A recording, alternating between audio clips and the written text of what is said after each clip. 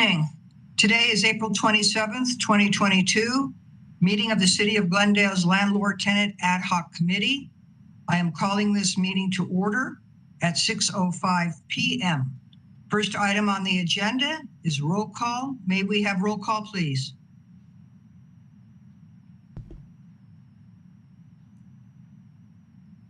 To help slow the transmission of COVID-19 and protect the health and safety of the community, City Council as well as Board and Commission meetings are hybrid, meaning both open via WebEx and in person. Public is encouraged to watch and participate from the safety of their homes to practice social distancing. Meetings are broadcast live on Glendale TV, viewable on Spectrum Cable, Channel 6, AT&T UVerse, Channel 99. Meetings are also streamed live in high definition on the city's webpage, glendaleca.gov/live, on youtube.com/myglendale, and on Apple TV, Roku, and Amazon Fire devices using a free app called ScreenWeave and choosing Glendale TV from the menu. For public comments and questions during the meeting, call 818-937-8100. Next on the agenda, roll call. Committee Member Jennifer Schultz-Bertolette. Here. Committee Member Razmi Grigorian. Present. Committee Member Victor Herpetin. Committee Member Teal Marchand. Here. Committee Member James Son. Here. Committee Member Isabella Tavanyan. Present. Committee Member David Zargarian. Present.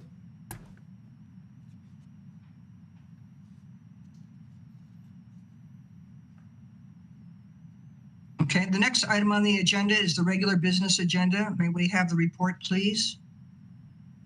The agenda for the April 27th, 2022 regular meeting of the Tenant Landlord Ad Hoc Committee was posted on April 22nd, 2022 on the bulletin board outside City Hall. For the record, there is a typo on the agenda. The correct post date is April 22nd, not April 27th. Thank you. Approval of minutes. Thank you. Next is approval of the minutes. The minutes of March 23rd, 2022 meeting have been posted on the city's website. Do we have a motion to approve the minutes? I make a motion to approve. I'll Do we second. have a second? Second. Thank you. Thank you. We have a motion by a committee member, and I apologize because I am here, I cannot see who made those motions, so I apologize. But we do have a committee member. Could you please state your name? Razmi Grigorian, move to approve. Thank you. Which was second by committee member. Please state your name. Zargarian, David. Thank you. May we have a roll call, please? Committee, to vote on the minutes.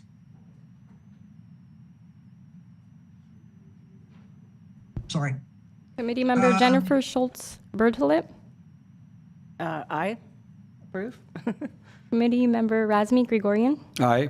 Committee Member Victor Herpetin. Aye. Committee Member Teal Marchand. Aye. Committee Member James Son. Aye. Committee Member Isabella Tavanyan. Aye. Committee Member David Zargarian. Yes.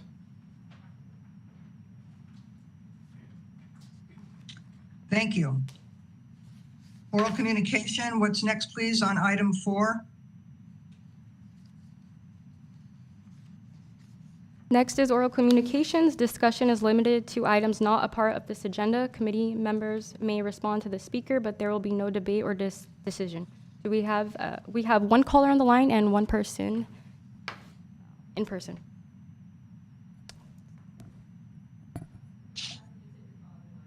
Okay. Thank you. Exit. Go ahead. Alex Kacharian, you're on the air. You have 2 minutes. Just a point of clarification, did we identify the amount of time that each speaker is given? And then do you have the ability to keep track of time? Yes, the callers have 2 minutes and speakers have 2 minutes. Yes, and you have the ability to count the time? Okay. Yes. Alex? Good evening, members of the Landlord Tenant Ad Hoc Committee. My name is Alex Kochaturian. I'm calling in because I would like to discuss an issue that I think is really important for the committee to deliberate on, and this is regarding the enforcement of the tenant protection laws, which were adopted a few years ago, codified in the Glendale Municipal Code in Chapter 9.30. Specifically, there is a subsection of that chapter entitled Enforcement Procedures, and states that the city, at its sole discretion, may choose to enforce the provisions of this chapter through administrative fines, administrative citations, and any other administrative procedures set forth in chapters 1.20 and 1.24 of the Municipal Code. Notice the city has discretion over the enforcement of the tenant protection statute. And I have followed up on that with a member of the city council because I was being asked to leave unlawfully based on one of the just cause criteria. And I found out through my correspondence with Council Member Dan Brotman that the city has elected not to enforce the ordinance, the tenant protection, the just cause eviction and retaliatory eviction ordinance. I find that pretty astounding because a lot of people think that we have adopted a new ordinance in order to afford tenants with rights, but really the city is not enforcing this. And the council member did speak with the city attorney, he conferred with city staff, and he came back and told me without any ambiguity that the city has not and does not intend to enforce the just cause eviction ordinance. So the only Mr. remedy- Kachaturian, that's your time. Thank you. I think it's important, since we're finally getting together here in person, to address some of the items that this caller brought up.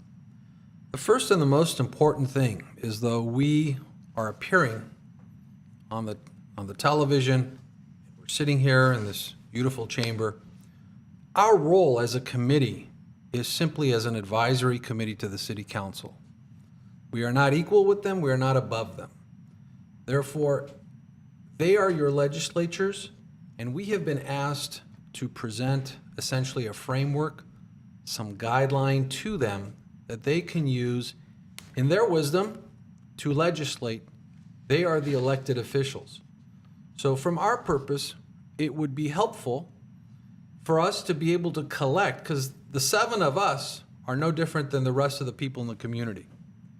We are simply trying to collect ideas and perhaps give some suggestions to the city council, which can then grow and be utilized in the city. We're not a body that a landlord or a tenant should consider appealing to or asking us for help. That's not what we're here for. I do highly encourage, though, the public, if you have ideas, because this is what this committee is for. There were many people that applied, and we just happened to be the last standing 7. I want to encourage even the people that applied that aren't on this committee to submit ideas, because that's all we're doing. 1 brain is equal to 1 brain, 2 brains is 4, and so on. So I would encourage, while this is oral communications, and people are open to obviously speak their minds, that we utilize this process, because we only have currently scheduled 12 meetings. And in order for these meetings to be productive, with us to be able to come back with feedback and also ask city staff to assist us, it's important that we focus on what our objective is and what we are assigned to do. We cannot do more than that. So with that, again, and one last thing I would like to say. One thing that for me was a little disturbing was we have started this process by saying that there is a landlord representatives and there's tenant representatives, and that supposedly I take the neutral spot. I think the interest for the benefit of this city is that everybody try to be as neutral as possible and look in the best interests. Because when we worked with the Rules Committee years ago, it was people that were on both sides that made great suggestions for the other side. And I think if we keep that type of an open mind, that's where this process will actually mean something. Otherwise, we're just going to go through another year worth of meeting and taking time and taking city staff time and not being able to give the city council something from which the city can grow from. So I think that should be the important point. So with that, yes, ma'am. Hi, I'm Karen Kwok. I apologize. Were there any other comments by the committee members? Okay. Hi, I'm Karen Kwok, and I'm delighted to see you all because I worked very hard last year with the Coalition for an Anti-Racist Glendale and the Glendale Tenants Union to lobby the City Council to make this body a reality. And I'm greatly looking forward to working with you all precisely because I hear stories like Alex's all the time. His story is not unique. He got illegally evicted from an apartment. There's clear recognition by the city that a law has been broken and no intention to enforce it. This is actually just one of dozens and dozens of cases I hear all the time. And I'm hoping that this body will hear cases like these and come to satisfactory conclusions on exactly what steps to take so that they are not forced to consult a city council member to ask, hey, what am I supposed to do when I get a response like this?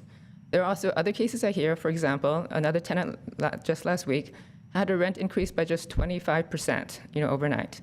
And apparently because she lives in a single family house, she is not covered under any laws. Because the laws are written according to what kind of property you live in, which from the tenant's perspective is completely wrong-headed. We should have the same consistent rights regardless of what type of building we live in. And I'm very much looking forward to this body hearing situations like this and coming to an agreement on how we can handle these types of issues consistently. Thank you.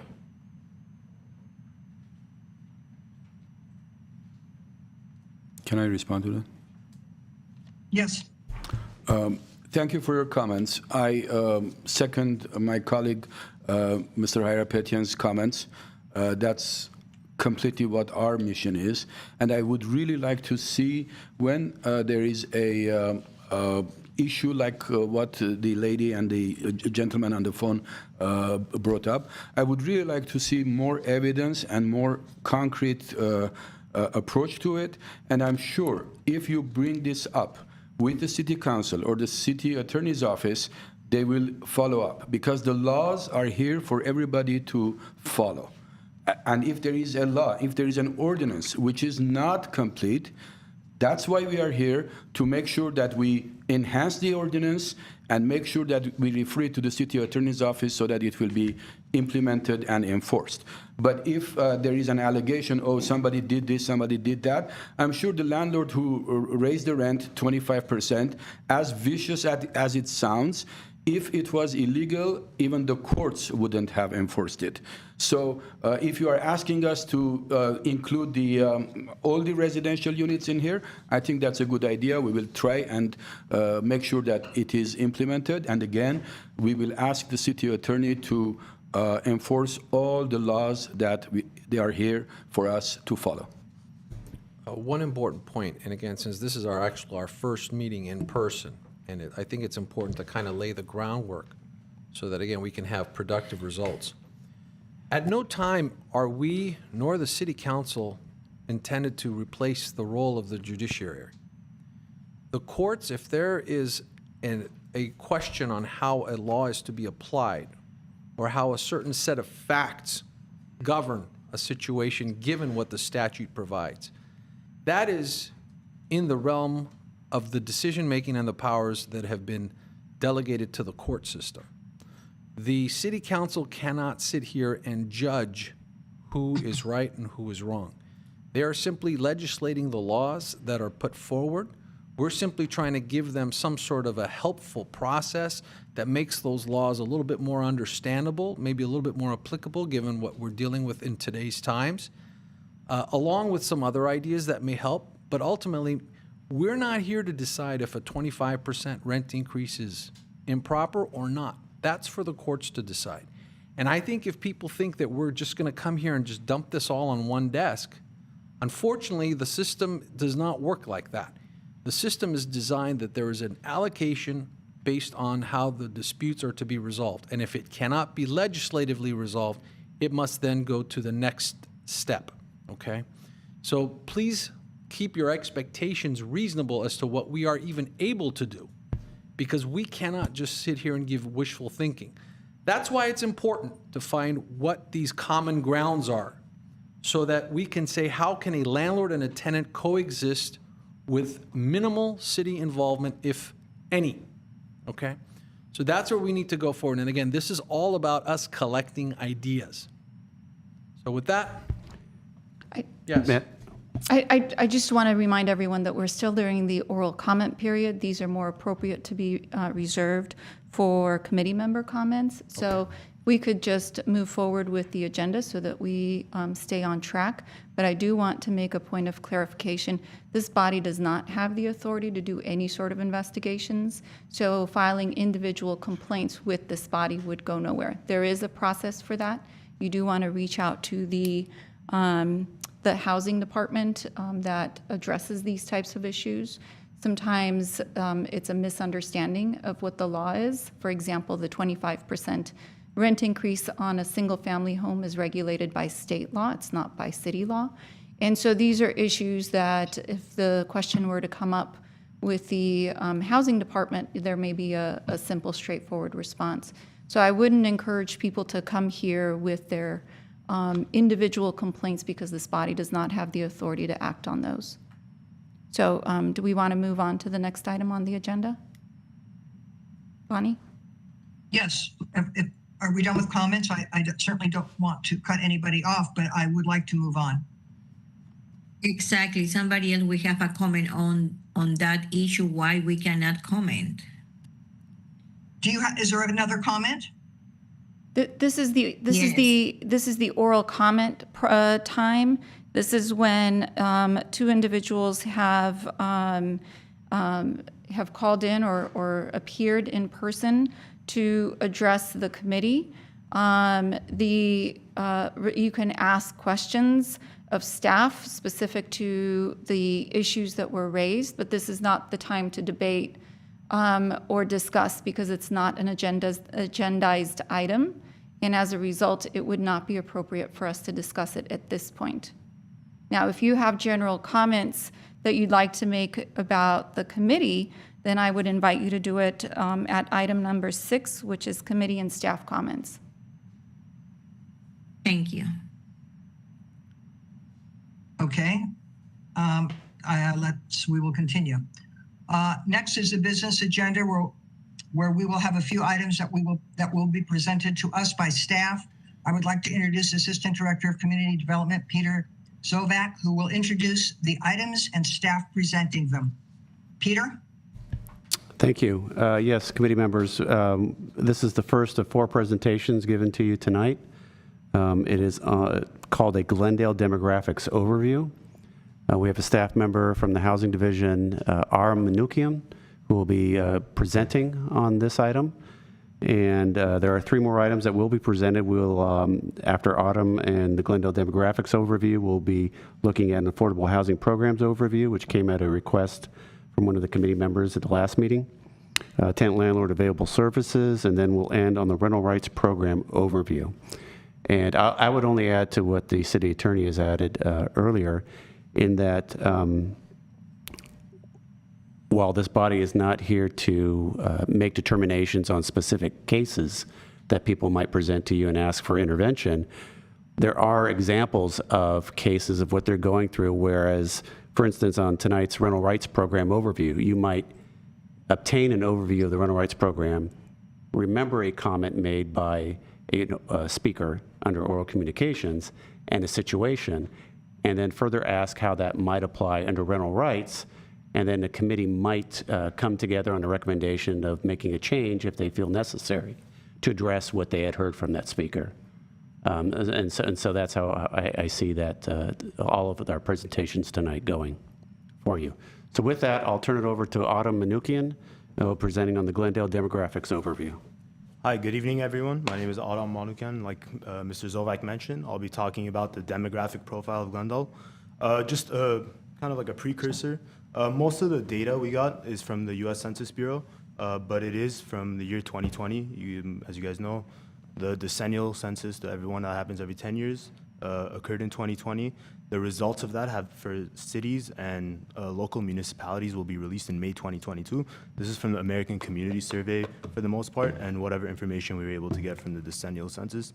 As everyone knows, COVID has had a big impact on housing in every community. So a lot of these numbers are going to vary as far as what our current reality is, but these are the most accurate numbers we have to talk about the city of Glendale.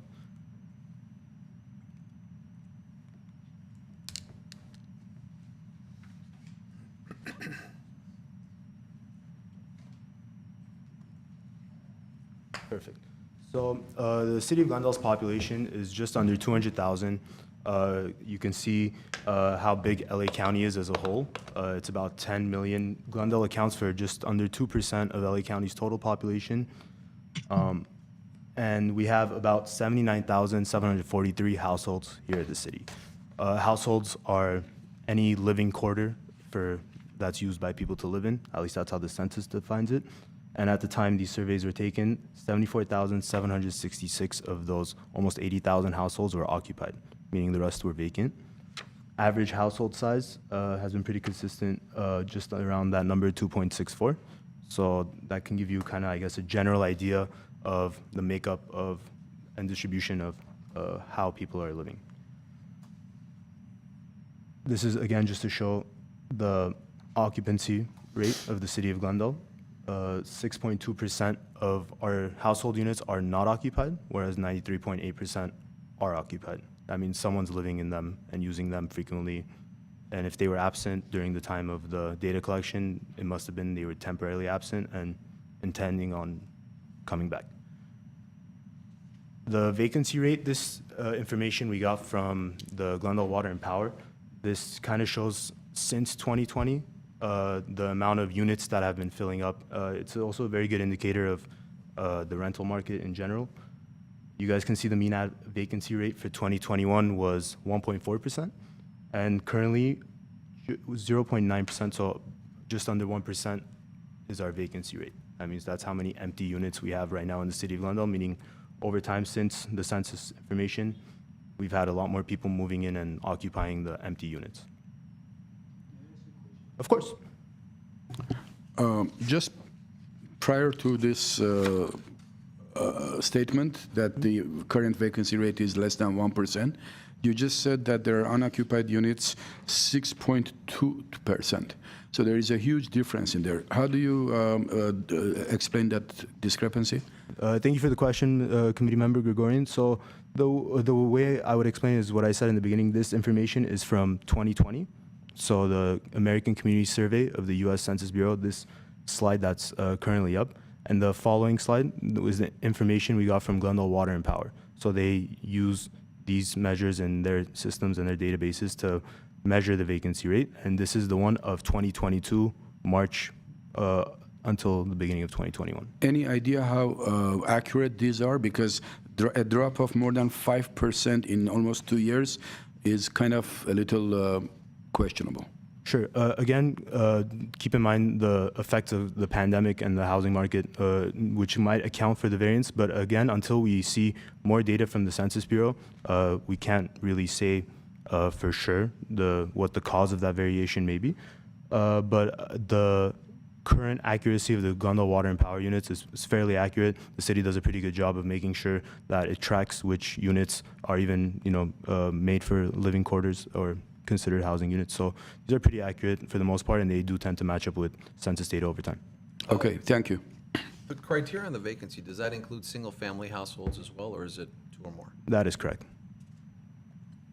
One more question. Sure. With all this new construction going on, the huge apartment complexes on Central and all that, do these numbers include those buildings also?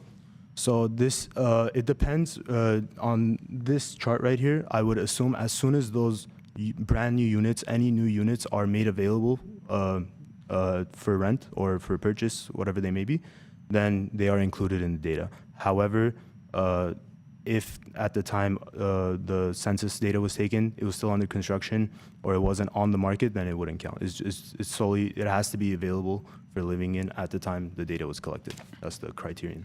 Okay, thank you. One last question. Does this also include the types of units that would be identified as being affordable? Yes, all living quarters, all types of living quarters. This includes affordable housing projects, single-family homes, and I'll actually get into more about the different makeup of the structures that house people here in the city of Glendale. Majority of the types of households that exist in the city of Glendale are structures which contain one unit detached, which is basically single-family homes. Anything that has 4 walls and has nothing else connected to it. It could be like a back house, front house, all that stuff. 20 or more units is our second biggest category. That means there are 20 or more units in a single structure. So these are the larger apartment buildings. and you can see in order of how often they appear in the city, all the different makeup of the different kind of variations of sizes of buildings or structures that contain housing units. If anyone has any questions, one unit attached specifically means any kind of one unit that, think of like townhouses that are connected to each other. That's how it's differentiated. So the numbers you see on this chart, which indicate the income of households in the city of Glendale, is in 2020 dollars.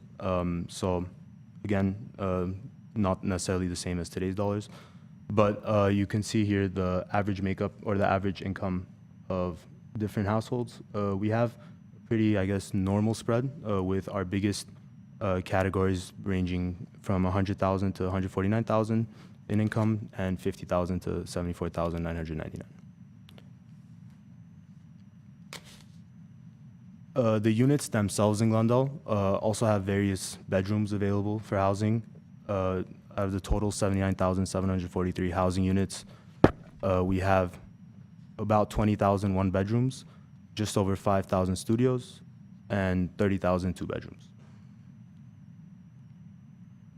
I'm sorry, but those prices are actually the prices right now? No, these are how many units exist. Oh, okay. We'll get to prices in just a few slides.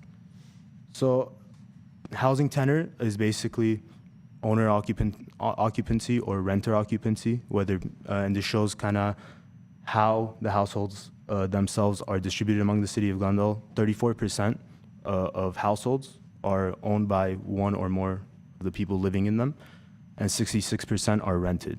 So this is something that I want to mention and ask you guys to consider. It's one of the few things that differs of surrounding areas. The city of Pasadena and the city of Burbank, for example, they're just about 42% owned and 58% rented. So it's a kind of the biggest deviation we have from our neighboring municipalities, in that we tend to be a little more rented. We also have a count of the families that exist in Glendale. Families are people who live under the same roof and share expenses or are related. We have about 50,000 families occupying households, and the average family size is 3.3.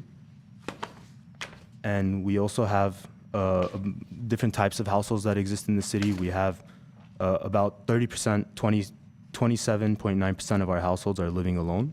Over 43% of our households are 60 years and over, or contain at least one household member that is 60 years old and over. And 27.1% of households have someone under the age of 18 or minors. So this is the slide depicting the median gross rent in the city of Glendale. The way the Census Bureau calculates rent is all housing costs that have to do with the actual rent paid and utilities, if they are paid by the tenant. If they are paid by the landlord, they're not calculated. And this is what the median gross rent was in the year 2020.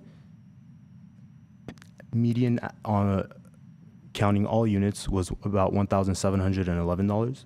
And you guys can see the pay scale starting at no bedrooms going up to 4 bedrooms in 2020 dollars again. Again, if I may ask a question, please. What is the source? U.S. Census Bureau? Yes. And it says between 2015 and 2020. Yes. I'm not quite sure if my colleague will agree with me, but I think these numbers are too low and too inaccurate. Yes, we did recognize that. I have a few slides with some updated numbers, so you guys can see that. We don't come up with these numbers. This is what is reported by the U.S. Census. And the way the American Community Survey works is it doesn't survey the entire population the same way the decennial census does. So that's why we're waiting for May 2022 to see the results of the decennial census, to see what more accurate, I guess, picture we can get of the city of Glendale in the year 2020.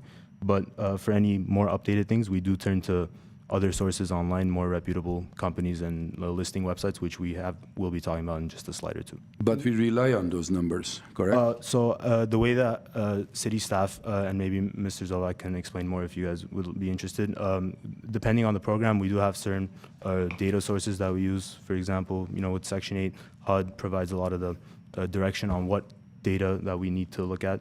But in general, the staff does, I think, a pretty comprehensive job of taking into account all the available data to us and also what else we can get to get a more accurate picture of today's reality. I would add then, since it was offered by Mr. Manukian, this is an area that is difficult to be able to quantify in present terms. I would say that with this census data, this is what the federal government recognizes and implements some of their programming on data that you see before you from 2015, 2020. And then what they look to do is have that updated and then make program changes. I think the question was whether or not the city makes decisions necessarily with these numbers. No, not per se on any specific program, but we may get mandates at the federal level, and some of those mandates may be in programs may be based on the most recent census data that the feds have available to them. So there might be some decision making on that. But as Mr. Manukian says, it alluded to is we, the city, do not have a centralized database of collection of rents for the city. We couldn't, with confidence, tell you at any point in time what we think is the actual rents.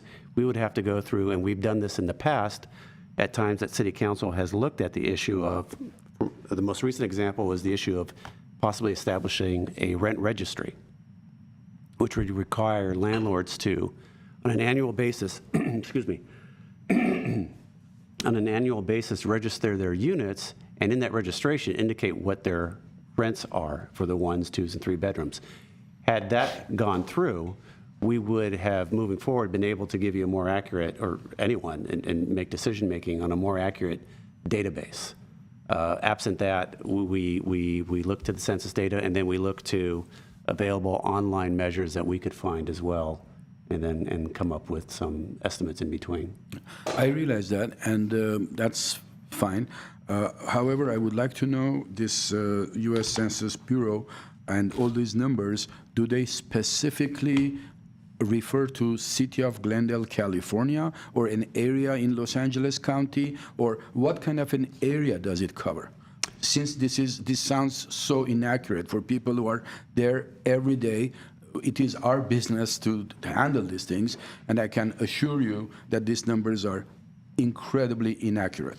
I can give you an example of what HUD does. HUD would look at the Los Angeles area metropolitan statistical area of Los Angeles and come up with their estimates of what they believe fair market rents are. And they would use that in their different programs.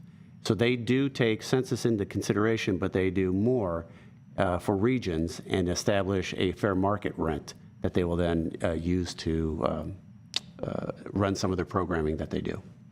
So there are agencies that do take this and then further filter it out. So the bottom line of this conversation is that although they all do their own way of determining what the median or whatever it is, but it does not specifically refer to City of Glendale, California. The federal Maybe the government does region, not, maybe- absent the census data, the federal government does not have a process where they go through and say, City of Glendale, your rent is at this level for each type of unit. No. The numbers shown today are for specifically the City of Glendale. So, Okay, thank you. Mr. Zovak, I have a question. I know that separate from being on a federal level, there are instances with local Section 8 offices that at the times of renewal, you can request a rent adjustment. And sometimes the local Section 8 offices will conduct a survey to try to ascertain what the going rent is. I don't know if we have enough of a sample base from the Glendale Section 8 housing section to provide some sort of an indicia that would either corroborate or help further explain the numbers. I think you said it at the end there with just under 3,000 Section 8 vouchers out in the market. I don't think that's a fair representation of what is out there. That's what I suspect. Yeah. However, you were accurate in that when we do make decisions and do have rent increases under a Section 8 program, we do look at certain thresholds for a one-bedroom unit to see if it is falls within a certain standard. Correct. Right. Okay. And Mr. Manukin, if I may ask a question, or Mr. Zolbeck, maybe you can answer.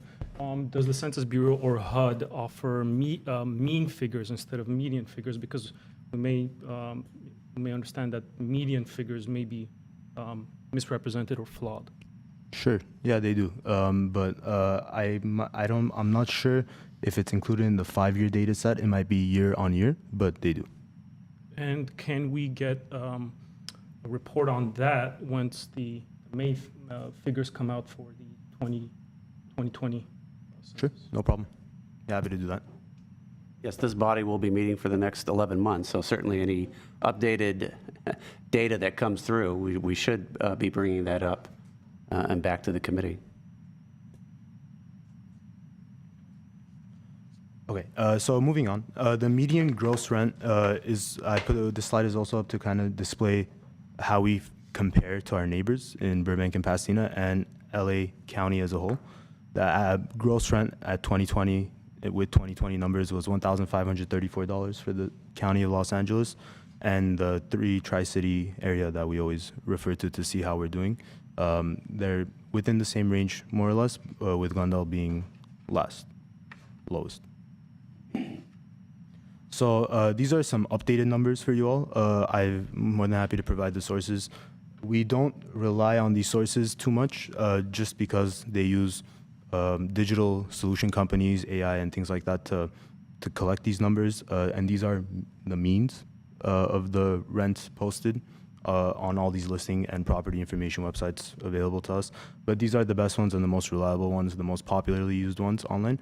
And you guys can obviously see these are, I think, a little more reflective of today's numbers as far as new listings go. These are not the current rents that residents pay, but the new listings being offered in the city of Glendale for rent. These are the mean gross rents. But these are also don't categorize at 1, 2, or 3 bedroom or studio or whatever. No, I believe Rent Cafe does have that breakdown for new listings, but the other websites did not. But at the end of the day, this seems to be a lot closer to reality than what we were shown so far. Yeah, again, these are the listings of current units on the market in the 2022 year, so starting in January. Okay, thank you. So this next chart over here depicts the increase of median rent over time since 2005 up until 2020. The blue arrows show the significant increases of 13% between 2015 and 2016, and then again in 2018 to 2019. And then the red arrows indicate are the only 2 instances of decreases from 2008 to 2010 following the recession. And then 2019 to 2020, we had a slight drop in 1%.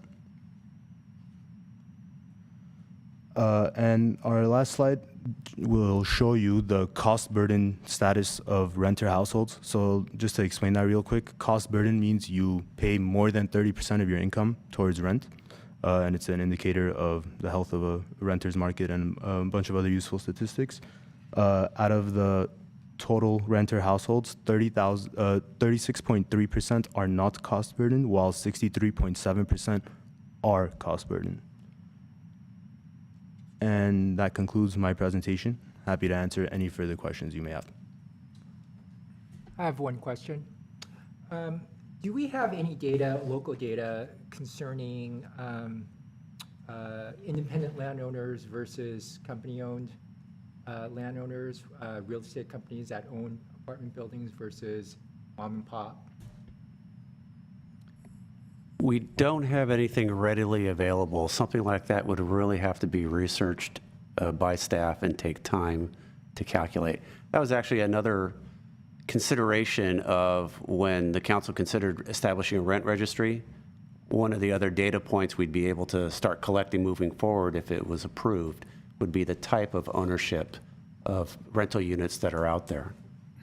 We currently don't have that and haven't taken on that assignment in the past. So I don't even have any historical data to give you. Do we know if other cities have taken on those projects? I do not know whether or not they have. And I should add that I think recent tax laws have made it a little more complicated to simply look at ownership names to determine whether or not it would be a mom and pop private ownership versus some type of corporation just by virtue of the propensity now of groups to organize themselves under an LLC. And so it'd be even more difficult now, I think, than it would have been, say, 3-4 years ago. I think at that point, 3 or 4 years ago, we'd be able to look at a list of ownerships and say, yeah, corporate, not corporate, corporate, not corporate. Now I think a lot of the names of ownership names are sounding corporate.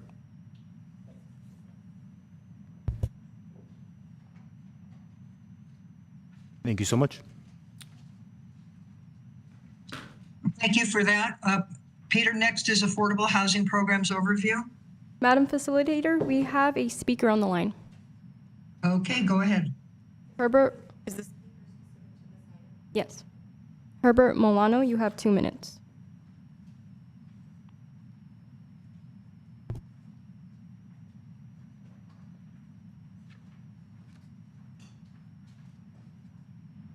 Herbert?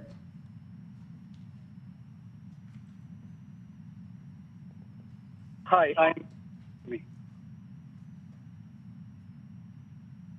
I don't know if, but I cannot hear anything back. Hi, committee, can you hear? You're cutting in and out. I see. Very well. Try to in my opinion, Robert Milano, I'm a property owner in Glendale, and I was past president of the association, and also of the San Jose Apartments. I have seen with trend in these with rent rate within driven by Broadman to bring rent rate into the city as a maintaining data. It seems to quite. I think we should let him know that we can't. Yeah, we can't hear him. I think we should give him the 2 minutes and then we'll let him know. Yeah. No, maybe we should cut and have him back. We should tell him we can't hear him. Mr. Milano, we really can't make out what it is that you're saying. I don't know if it might be better to call in at a later time, because that connection does not sound good at all. Can you hear us? Is this no? We can't hear you. I'll try. Call again. All right.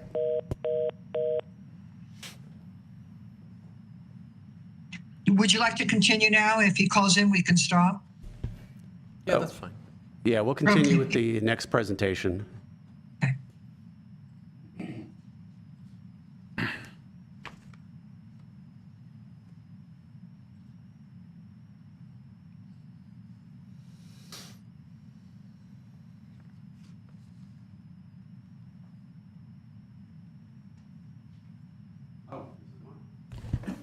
I saw Sipon sitting there, and I thought he would be making that presentation. Okay. So this next agenda item, I believe, was requested by one of the committee members who wanted to know about some of the affordable housing programs that were being offered by the city of Glendale. And so this is what this presentation is about. Thank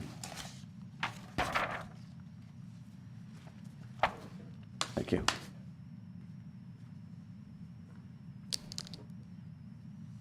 So all the city's affordable housing programs are, the oversight belongs not to the city council, but to the Glendale Housing Authority. And the Housing Authority is authorizing body for affordable housing programs and projects administered by community development and community development. The Housing Authority also administers a city funding for the continuum of care homeless programming administered by the Community Services and Parks. And the Housing Authority is comprised of the 5 city council members and then 2 tenant commissioners. And this is an example of where the Housing Authority was formed back in 1978 when the Section 8 program first came about. And at that time, HUD had asked that the Section 8 program have oversight not by council members, who in their opinion were not users of a Section 8, typical users of a Section 8 program, by a housing authority board, and then mandated that there be at least 2 tenant commissioners that serve on that housing authority who were members of the Section 8 program and could provide some type of insight as a low-income household. And so all of the city's affordable housing programming is controlled by the housing authority, which is the 7-member board. In terms of program funding, our primary funder of programming here is federal, and we've mentioned their name a number of times already, but Department of Housing and Urban Development. They fund the Section 8 program, and then which is a rental subsidy program, and then they fund another program called the Home Program, and that is an allotment of money every year to cities to develop actual affordable housing projects and some limited programming, but not something that would duplicate a rental subsidy program. Locally, at the time that the city had redevelopment agency, we did receive a large amount of money, almost $10 million annually, that the redevelopment agency generated specifically for affordable housing purposes. And so that money went to the Community Development Department, and we utilized that for a number of housing programs that we had at the time. When redevelopment agencies were eliminated by the governor, we only now have just our last remaining amounts of what shows up there as low mod income housing asset funding, LMIHAF, left over from redevelopment days. We do have an inclusionary housing ordinance in the city. It's a fairly new ordinance, about 2 years old. And in lieu of building inclusionary housing units, developers can pay a fee, and then that fee would go towards affordable housing projects that the city will sponsor moving forward. There's also a recently adopted commercial development impact fee for affordable housing. And so we will be using that funding as well. And as I said, that's fairly new, so we haven't really seen that money start to flow in yet. It seems like now that I think back on it, it seems like those 2 fees were adopted shortly before the pandemic started. And then we saw a lot of commercial development kind of freeze, and initially some of the housing development freeze as well.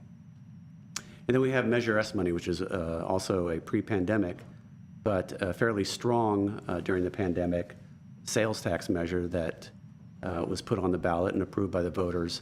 And councils to date has dedicated a large portion of funding, Measure S funding, towards affordable housing purposes. And they'll be having their budget hearings. They've just started their budget hearings, and they'll be allocating new round of New Year Measure S money, and we'll see where that money will go to. Secondary funders have been the state, and we go to them as we develop affordable housing projects, and we are looking to fill some gap financing that exists on there. And there are a number of different programs that they have, and with their programs come their requirements and criteria. And then we also, at times, go to the county for special programs and or funding for projects. And again, they also then, in exchange for giving us money, dictate certain requirements of our programs and projects, who they serve, and things like that. Our largest program, as I mentioned, is the Section 8 program, and it is a rental assistance program for very low-income households. Annually, this year, we expect about a $50 million program, all funded by the Department of Housing and Urban Development. It is a voucher system, which means that rather than living in an affordable housing project in which the project is stationary and you're living there, qualifying households are issued vouchers, and it allows them to move. It gives them housing choice, and the other name for the Section 8 program is the Housing Choice Voucher Program. It gives an applicant choice to move to where it is that they want to live, as long as the criteria is met for the Section 8 program. So HUD funds us with 1,592 vouchers, regular Glendale vouchers that are issued to us, and then we in turn issue them out to households. They also occasionally come up with special programming. We've also been issued 14 mainstream vouchers, and those are vouchers that are dedicated towards non-elderly disabled households, so family households in which members are disabled. We also have 15 VASH vouchers that have been authorized for Glendale, and those are homeless veteran vouchers. And it's a partnership between HUD and the Veterans Administration. So if the Veterans Administration finds and qualifies a homeless veteran, then that homeless veteran can go through services through the Veterans Administration and then also be issued a Section 8 voucher for a particular agency. And then our most recent program has been the Emergency Housing Voucher Program, EHV, and we were issued 225 emergency housing Section 8 vouchers, and those are going to households that are immediately coming out of homelessness. So we are seeing a lot of referrals from our homeless agency and our homeless shelter in town, and we are beginning to process our first group of formerly homeless Section 8 participants by issuing these EHV vouchers. It is a limited voucher program. If I recall correctly, I believe it's a 10-year program that HUD has implemented for these particular groups of people. That's all they've said up front that they will fund. So we often get asked by City Council, and I'll just end with, we also often get asked by City Council whether or not HUD will ever give us authorization for more than 1,592 vouchers. And really, we haven't seen an increase since, I think, the earthquake in early 80s, in which they issued emergency vouchers for those impacted by the earthquake. And then when those vouchers were about to expire by whatever year limit that HUD had set for them, rather than terminating them, they then let us absorb those and add it to our account. What they're doing now, moving forward, since then, though, they're not adding to our 1,592, they're only issuing special vouchers with special time limits on them. And the mainstream VASH and emergency housing vouchers are so new, we really don't know what HUD will do at the end of those program terms. Are they really going to terminate these households off those special programs or ask us to absorb them? And then the other unique item about the Section 8 program for Glendale is that housing choice means not only being able to live anywhere within the city, but anywhere within LA County, anywhere within any jurisdiction that has a housing authority that has a Section 8 program. So we have Section 8 participants that have come from across the country who are living on Section 8 in, say, Chicago, and then saying, I want to make the move to Glendale and live in a unit there. And so that voucher transfers over to us temporarily, and we administer that for that other agency. The unique thing about Glendale is that we only have maybe 5, I think the last count was about 5 or 6 vouchers in which someone's been issued a voucher here in Glendale and said, I want to live elsewhere. But we have 1,110 vouchers, people living elsewhere saying, I want to live in Glendale. And so that adds to our Section 8 portfolio for as long as they continue to live there. And we collect nearly all of the fees that that original agency would have been collecting from HUD for that. And I would say, I believe the number is about 85% of that 1,110, the largest agency, 85% of them come from the city of Los Angeles. So having their voucher issued in LA and then saying, I want to live and move to Glendale. And then a very small percentage after that is from the county of Los Angeles. And then some outlier agencies across the country. Our waiting list has been closed for the Section 8 program since 2001. At that time, we had over 12,000 households apply, and here we are 21 years later, and we still have 1,734 applicants on the waiting list that are waiting for us to pull their name. The other programs are the more recent programs adopted by the City Council, Housing Authority, I should say, using the Measure S funding.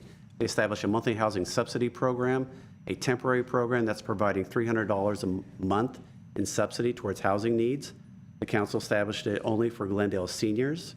They allocated approximately $5.7 million for this 3-year program using Measure S funds. We started the enrollment in 2019. We currently have about 1,100 applicants enrolled, and council recently added the ability to take additional people off that waiting list of those that applied but weren't selected in the lottery. So we have the ability to add qualify another 666 households and issue them vouchers. The difference, though, is that those originally enrolled under the 1,000 are given the full 3 years. Council saw the demand and said, Housing Authority saw the demand and said, well, let's try and assist everyone else that had applied, but they will only be given a 1-year time limitation on the program and subsidy. The other program that was established was a low-income student rental assistance program. That's a monthly rental assistance program, extremely low-income households for Glendale resident students who are at Glendale Community College. So it's a program that is actually being operated by GCC. It's a 12-month rental subsidy program for students who are enrolled in their Fresh Success Employment and Training Program. And it's ongoing enrollment. They just recently completed year one of the three-year program, 38 enrolled students to date. And then finally, the final program, Measure S funding, was a LifeWrap, Low-Income Family Emergency Rental Assistance Program. It is a one-year program, and it's in work done in conjunction with our Verdugo Job Center. So in addition to receiving rental subsidy, a working family will also be receiving employment training by the Verdugo Job Center. And so we've just completing year one right now, and we are looking at enrolling 40 households for a year two program. Well, I mentioned we also develop affordable housing projects, and we've been very successful in that. Units produced over the last 10 years have been 203 units. We currently have 507 units that are in development right now, starting to break ground on 3 different sites. It's the most activity that we've had at one time in a long time, since I remember. So a lot of recent focus on affordable housing project development, and staff's been able to come through with award-winning projects that not only just receive funding from the city, because there's not enough funding from the city to make these projects work. We have to go federal, we have to go state, and all that. We also have 1,475 workforce housing units located in 5 buildings in and around the downtown that have been converted from market rate developments. I think the question was made earlier about some of the newer developments in town, some of the luxury rental units that have been developed. Some of those units were acquired through a new program that the state developed and have been converted to workforce housing. And just very quickly, one of the 500 units being developed, our largest number, 340, are being developed on Pioneer Drive, just off Pacific.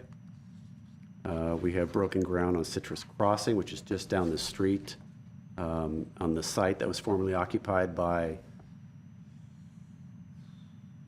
I forget now the name, Tobin World, thank you, Tobin World. And so we split that property. We're building this new development on the site of what they had as their gymnasium. And then right next door, the original building is an adaptive reuse of this historic building, and that'll be developed with 40 units targeting seniors. Is that on Broadway? Correct. Mr. Zoe, do they still utilize the Shelter Plus program? Shelter Plus Care is still being utilized. It's being utilized by the Homeless Services Center staff. And under what area would that fall into under the subsidized housing that we've got some of these numbers here? That would be very similar to Section 8. It's a project, it's a applicant voucher that can go from unit to unit. And so Homeless Services, Community Services, and Parks will qualify a tenant for Shelter Plus Care and then place them in a unit. Right, but is Shelter Plus included in these, in the figures that we have here today? No, it's not. Thank you very much. No, it's not. It's a separate program. Most recently, the state has stepped in and has dictated. The state has stepped in and dictated some housing development that cities must do. They went and adopted accessory dwelling unit ordinances and required that cities must accept these types of developments. And it allows a single-family residence to develop an accessory dwelling unit that they can turn around and rent. It also allows a single-family residence to have a junior accessory dwelling unit by splitting off a portion of the original home as well. So the way that the state law has been mandated into cities, a single-family owner of a single-family property could develop an accessory dwelling unit by converting their garage or actually developing a second unit at the rear of their property. And then they can also partition off their single-family residence and have a minor component of their residence rented out as well as a junior ADU. And so we've seen a lot of applications come in since this law was mandated. Does that second unit allow you to also include a kitchen? Yes. It does? Yes, it's a full independent unit. And this is separate from SB 9 or SB 10? Correct. And are there income restrictions on those rents? Or There are not. Yeah, so they could be more high-end units that, or renting out to their family or whatever. Correct. Yeah. Correct. And that was a debate that the state had, whether or not they mandate this and then also mandate certain income requirements, but they did not. And so, Yeah, Aside from the ADU, oh, I'm sorry. no, that's what I was going to ask too. Does this fall in the rent creases as well? Is that just, if they rent out something like this, is that going to fall under still what the mandates are for rent? you'll hear in CPON's presentation on the rental rights program, on the components of it that relate to single-family dwelling units, 2 to 3 units. You'll see that there are certain elements that are where certain units are and are not covered. Aside from the ADU provisions, does Glendale have a separate density bonus program? Yes, we've always had a density bonus program in place, and the state has also streamlined that and has made it more favorable for developers to get additional density in exchange for having some of those units as being affordable. Is the process for applying the same as the ADU process? Not the actual, it's still an application process with the planning department and different levels of review, but it has been streamlined, and we've seen an increase in density bonus applications as well in new projects. So as far as, in order to be able to obtain the building permit and to finalize all of that, are they essentially totally different, or are they similar? Because one of the concerns with this very issue that we're dealing with is how do we get an increased housing, and how do we have this method so that people can get on this track and move things forward? Because I think even with ADU, they say it's got to be done in 120 days, but that isn't necessarily the case with most cities now, especially after COVID. Correct. So there are different entitlement processes set up. I would say that the ADU process is probably an easier process than the density bonus, because in the ADU process, you have an existing home that's been developed already that you wish to add to. Whereas in a density bonus project, you have new construction. So that project itself still has to go through the city's entitlement process, design review, a planning commission, and all that. So it does take longer and is more involved for something like that. And it's interesting to note that the state, in addition to implementing an accessory dwelling unit ordinance for single-family residential, they also provided one for multifamily residential. So multifamily properties have an ability to convert non-residential area of their development into an ADU. And depending upon the size, there's a formula for that as well. The only issue that I'm seeing in this last year or so is the timeline is grossly extended in most cities to be able to finalize that, obviously because people are not in the offices, but then also the processes which they're going through. The indication was this would be a quick, easy way to get people into building and adding onto their properties, potentially even relieving some of the other Section 8 programs by, for instance, moving in Committee elderly member relatives. Mayor Petin, we've been asked for you to speak closer to the mic. I'm sorry? Please. Oh, I'm sorry. I'm sorry. You should be able to pull it forward if you needed to. Okay. The base. That's all. But as far as do you have any sort of a timeline as to when you assume that the processes will resume more of a regular activity? No, I don't. And I would say that COVID has hit a lot of agencies pretty hard, and there's been, the discussion has been is that once the first year of the pandemic came and went, then you started to see a lot of applicants say, well, now might be the time to get that ADU and apply for it. Well, I mean, what else are we doing other than sitting around and waiting for the rest of the world to take off again? So we did then start to see a trend of more housing applications and ADUs. Problem is that we also had a lot of agencies, and I want not just Glendale, began to see less staff too. Staff was leaving at higher rates. So there is a bit of a backlog that a lot of agencies have with their applications. It might take a little bit longer right now, but I think things are normalizing for a lot of agencies. So is there any way to get an indication or some sort of a report? Because, for instance, in this last 1 or 2 months, we've seen a significant increase in interest rates in comparison to what we've been accustomed to. And so say the homeowner or an individual wants to add on to their property, and they may have to refinance to take that out. And if interest rates go up another 2, 3, 4%, that is potentially a deterrent.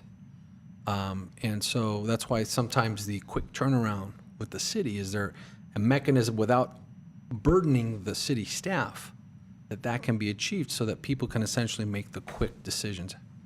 Yeah, and it's not too dissimilar to the questions that the council's been asking as well, and the planning staff have been trying to address. They are making attempts to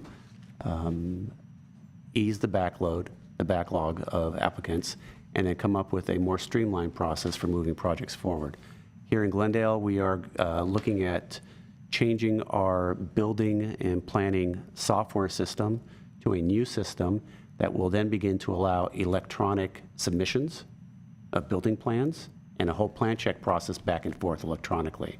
So we see that as being a large tool to moving projects faster towards development. Because, I mean, just to give you a simple example of this trickle-down example, I have a client currently who's trying to build an ADU so that their elderly mother, who is on the Section 8 program, can be cared for and taken care of in their, essentially in their backyard. That would relieve the Section 8 program of one additional occupant and take one of the people that's on the waiting list potentially and bump them up. That is all tied to each other, and that is essentially creates part of that frustration that, brings us here to today. Sure. Time is money. Mr. Zoak, I also have a comment. These ADUs and junior ADUs, whatever there are, I know there are some resistance from some property owners, homeowners in kind of more affluent areas that they don't like that, and that's understandable. And I know that if it is approved, it helps increase the housing availability to people. But that, again, we just discussed, does not help affordability for potential tenants. And it is nice to have them in here, but I'm not quite sure how it helps the majority of our renters, which according to our data is something like about 68% of the population, to have more affordable units and housing. So do you know, can you explain somehow if there is an explanation on how ADUs will help other than just increase the number of housing units? I think it's just that. I think when the state had pushed out this program, that's exactly what they said. By increasing the number of housing units, you provide relief to the pressure of those people trying to compete for so few units. So the argument is that the more units you produce, you will start to see rents become more affordable. It's a matter of supply and demand. Right. I understand. Exactly. But that's also but that's all they provided. That's a theory. It just in practice it might be very different. Right. But that's all that they provided for in their ADU ordinance. They did not provide specific and did not allow cities to implement and require specific income guidelines. So my question is there any way that we might even consider that giving permits for ADUs would also give them some kind of a conditional issue that this ADU, at least for some time, has to be rented to affordable housing or to people who cannot afford higher rents? Yes, that is something that we have been tasked to look at in the long term as to whether or not there are certain incentive programs that the city can create and say, that basically say you could go on your own and build an ADU unit, but we could then offer this, this, and this with certain restrictions. That is something we're looking at. Or certain conditions. Yes.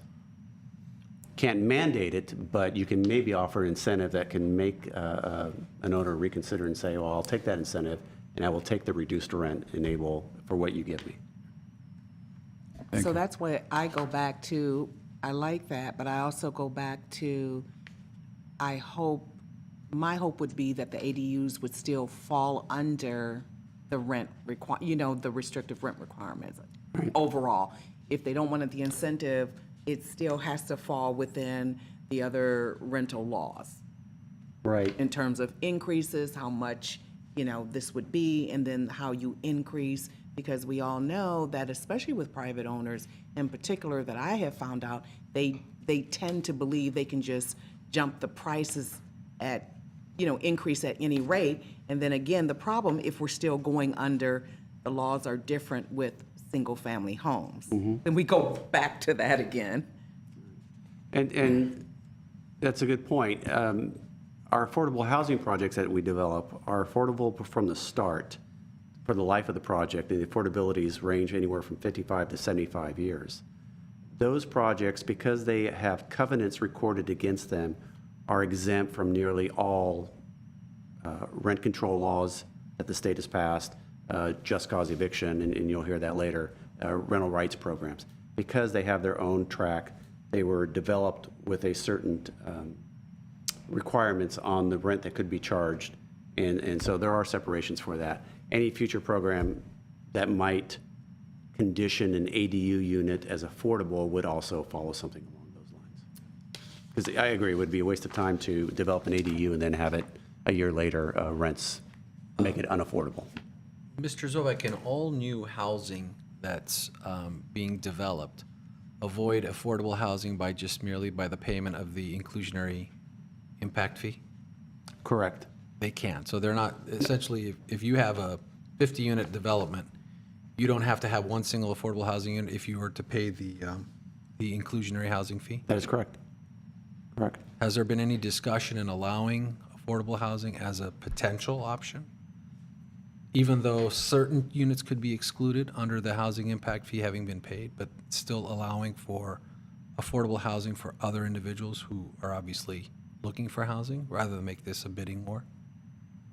I'm not sure I understand the question. So if you have a project that triggers an inclusionary requirement, developer then says, well, rather than provide it on site, I'll just pay you the fee. Yes. And then you develop that somewhere else, wherever the city wants to develop it. Right, but the thing is that here's the concern is when will the city get around to developing that? Oh, yes. That's the downside of an inclusionary housing fee, but you have to be able to offer that fee as an alternative. I'm all for Yeah. I'm all for offering the Right. inclusionary housing fee, because the whole idea is to take the money and do something with it. But at that moment in time when you have people that are needing housing and you take the fee and then it's a 10-year project, that kind of defeats the purpose at that point in time of being able to find replacement housing for those people.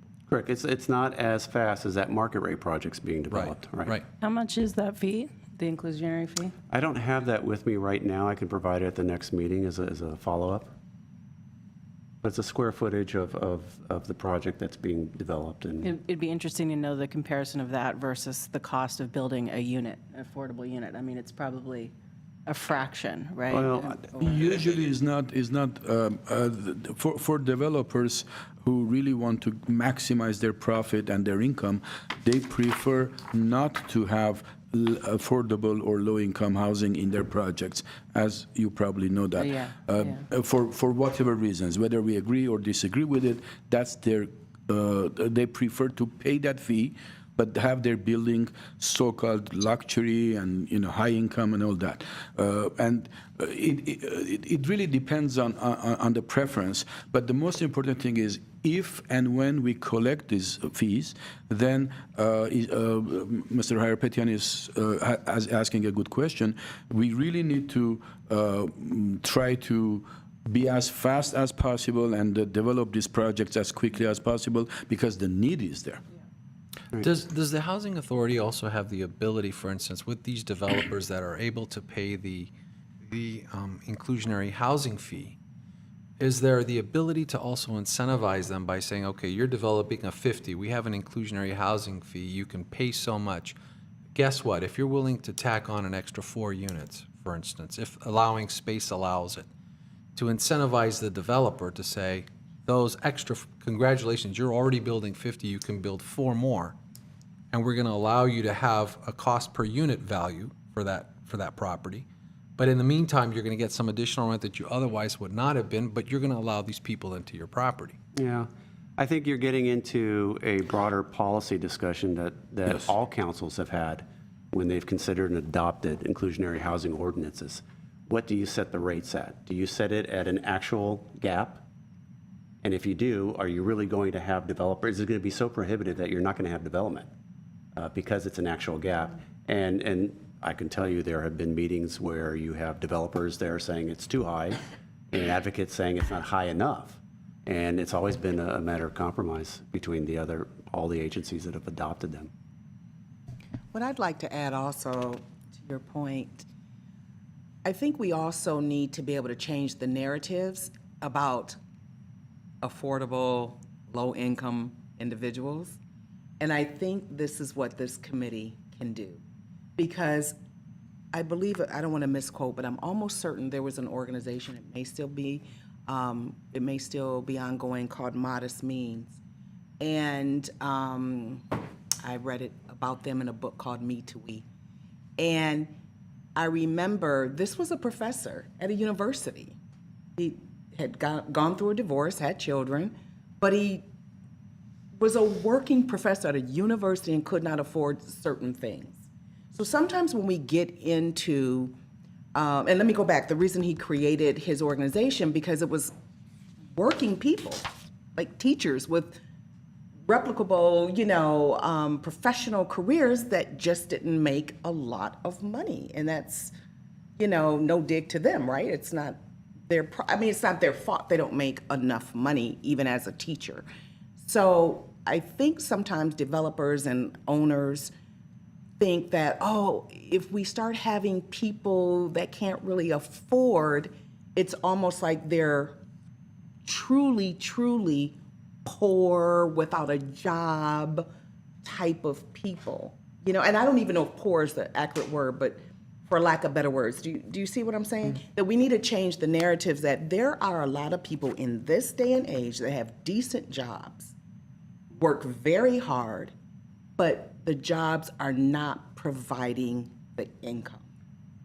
And so developers don't think it's some undesirable individual who is going to be in their unit. So I'm hoping that this committee, I just wanted to state that, I'm hoping this committee, we can start, enlightening all of us, from the tenant to the homeowner to the developer, about what that person looks like. Yeah, I agree, which I think goes back to the premise is accessibility. Once you have accessibility, then hopefully you have alignment. And it's all a matter of perception and education. There are many, many taboos that we have to really break, because, as you say, there are many good people with good jobs, with good intentions, but very poor income. And that doesn't make them bad. It just makes them struggling to survive. That's absolutely, but that's a matter of perception. I just want to add something to clarify. It's not a very low income work that they have. The very truly is the rent. If you see one of the presentation that he does, how fast increase the prices of the rent itself, it doesn't match the regular increases on salaries, even professionals from universities. Exactly. That's what we're saying here. So, to change the narrative and to, create the picture of what an individual can look like, and in terms of their work, what the income could look like, their status. I mean, if you're a developer, but your child's teacher wants to move into one of your units, are you going, and they're a wonderful teacher with making a decent living, but they can't afford your unit. How do you perceive that person? So I think in this day and age, coming into, getting out of COVID, hopefully, and the houseless, the crisis that we're experiencing with unhoused people, we just have to change our perspectives. And I believe that developers creating units for affordable housing must be key. And then, like you said, giving the knowledge to them to how that looks, and just, again, to change the narrative. Right, but at the same time, let's keep in mind, obviously, that housing in itself, the way the developers foresee it on their side, individuals separated from it, it's still a product also. So they're producing a product. So again, the question is for the developer, as the manufacturer of this product, how do you make it accessible for both seller and buyer? Right. Essentially, at that point in time, once you can harmonize that better, not that you're going to solve everything, but I think you'll facilitate a better working relationship. Yeah, I agree with you. Yes, exactly. And I think that's a good segue to the last slide where, and to your point, is that any type of household can be cost burdened, right? Not necessarily a low-income household, even a moderate-income household. You have above moderate-income households that are cost burdened in where it is they're living. And we just wanted to provide you just an idea of what the limits look like if we were building a project today, for example, that is used to serve extremely low-income households. We're looking at, for two people, no more than total household income $28,400. Very low-income household, no more than $47,300. Our low-income households, maximums for two people, $75,700. And moderate income falls into a category where I had mentioned earlier, some of those apartment buildings in and around the downtown have been converted to workforce housing. And so you're looking at income limits for two people in that type of program is about $76,800 that we're serving. So that concludes the. And does the Glendale Density Bonus Program incentivize based on the tier that you're willing to state at?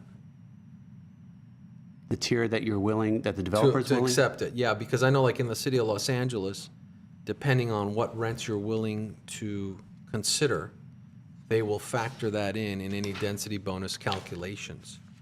Density bonus projects, developers have the ability to basically have a menu. So you may be required to build 5 units at low income limits. Right. Or rather than 5, you can build 3 at extremely low income. And so they have a menu that they can select. Right. And the deeper income targeting that you try to hit, the less number of units you would have to provide. The less smart? Isn't it the opposite? The lower the income, the more units you get. The deeper, well, the deeper the discount. Affordability that you're trying to achieve. Right. The less units, number of units you would have to be providing. Actually, the opposite. No, it's the opposite. No, but let me make sure I'm saying this correctly. So you may be required to provide 4 low-income units. Right. Correct? Or instead of 4, you had the option of going to 2 extremely low-income units. No, it's the because opposite. the gap on that is much, much greater. And you're being rewarded by saying, rather than doing the 4 units, you can do 2, you can do less, but they have to be that's right. The low of the low. That's right. I disagree with you. I think it's the opposite. No. I think when you're allowing people with a lower income in, they allow you greater flexibility because you're allowing less income into the property. I don't know if we're talking about the same thing. They're allowing greater flexibility in only having to provide 2 units rather than the original 5. Oh, I see what you're okay. So you're talking about on the allowance of the units that are being added is what you're saying. Correct. Okay. Then we're saying the same thing. So it's a menu they I provide. get you. I apologize. Yeah, then we're saying the same thing. Okay. If I'm being told that if there are no other questions of the committee, there is a caller. Mr. Milano, you have 2 minutes.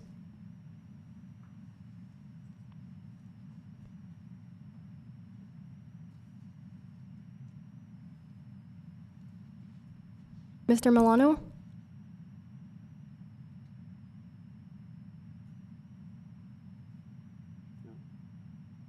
Okay. So with that, it concludes the presentation on 5B. Okay, 5C, landlord tenant available services. That'll come back to me. That's item 5C. There is no PowerPoint presentation on this per se, so I'd refer to your staff report on this. This is just something that we thought we would provide to the committee members as to available services that are out there to landlords and tenants. And what we've done is highlighted a number. Certainly, it's not a comprehensive listing. There are so many different types of services that are out there that we may not be aware of.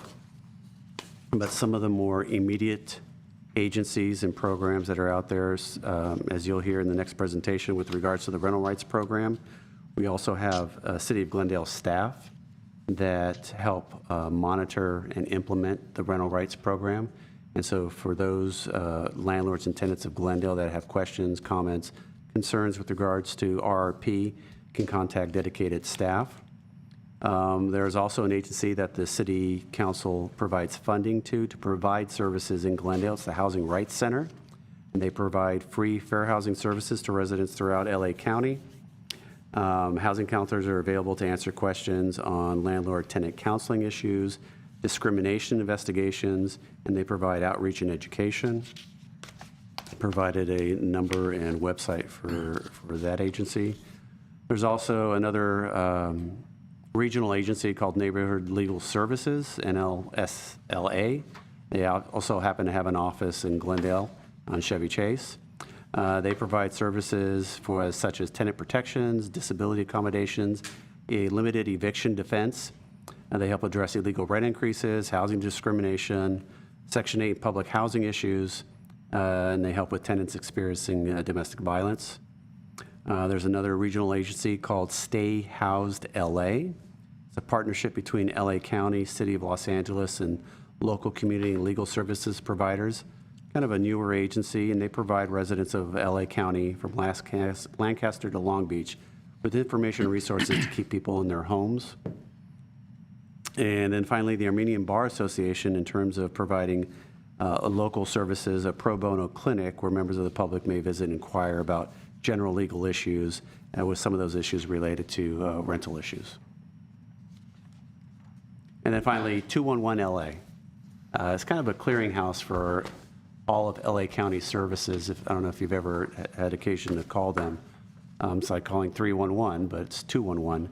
The staff has found them to be pretty helpful on providing direction to assistance on a variety of subject matters. And so we try and pass that along to residents when they do inquire with us as well, that might be looking at a larger county issue. And that is that. So question for the caller who felt he was experiencing an illegal eviction. Wouldn't he be able to get some resources from one of these agencies for that?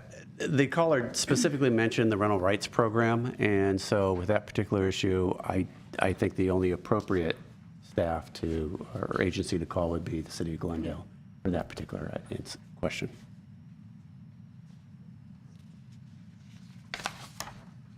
Okay. Is there any other further comments regarding business agenda? Okay. Next is the ad hoc committee members' staff comments. Does anyone have anything they would like to say? Madam Facilitator, we do have one more item on the agenda, and that's really the bulk of the presentation, is the rental rights program overview. I'm so sorry. I apologize. And with that, we have Sipan Zadorian that will be presenting on the rental rights program. Good afternoon, everyone. My name is Sipan Zadorian, and I'm going to go over the rental rights program and give you a little background on it. So the rental rights program was established in 2019. So after years of discussion between council and city housing authority discussing some issues of housing related, city council and the housing authority discussing affordability and other housing issues. They discussed things like rent control and mediation programs. Ultimately, to solve the issue of rapidly rising rents, the city council went with the rental rights program, or Ordinance 5922. And the rental rights program is comprised of 3 sections, including the just cause eviction program, which promotes stability by limiting the reasons for evictions. Right to lease, which promotes predictability by requiring landlords offer a minimum of a 1-year lease to tenants. And relocation, which mitigates the impact of displacements for tenants by providing relocation assistance to tenants. So to start off with, we'll go over the just cause eviction. The just cause eviction was actually established back in 2002 with a similar committee full of landlords and tenants who discussed housing issues at the time and ultimately came up with just cause eviction as a solution.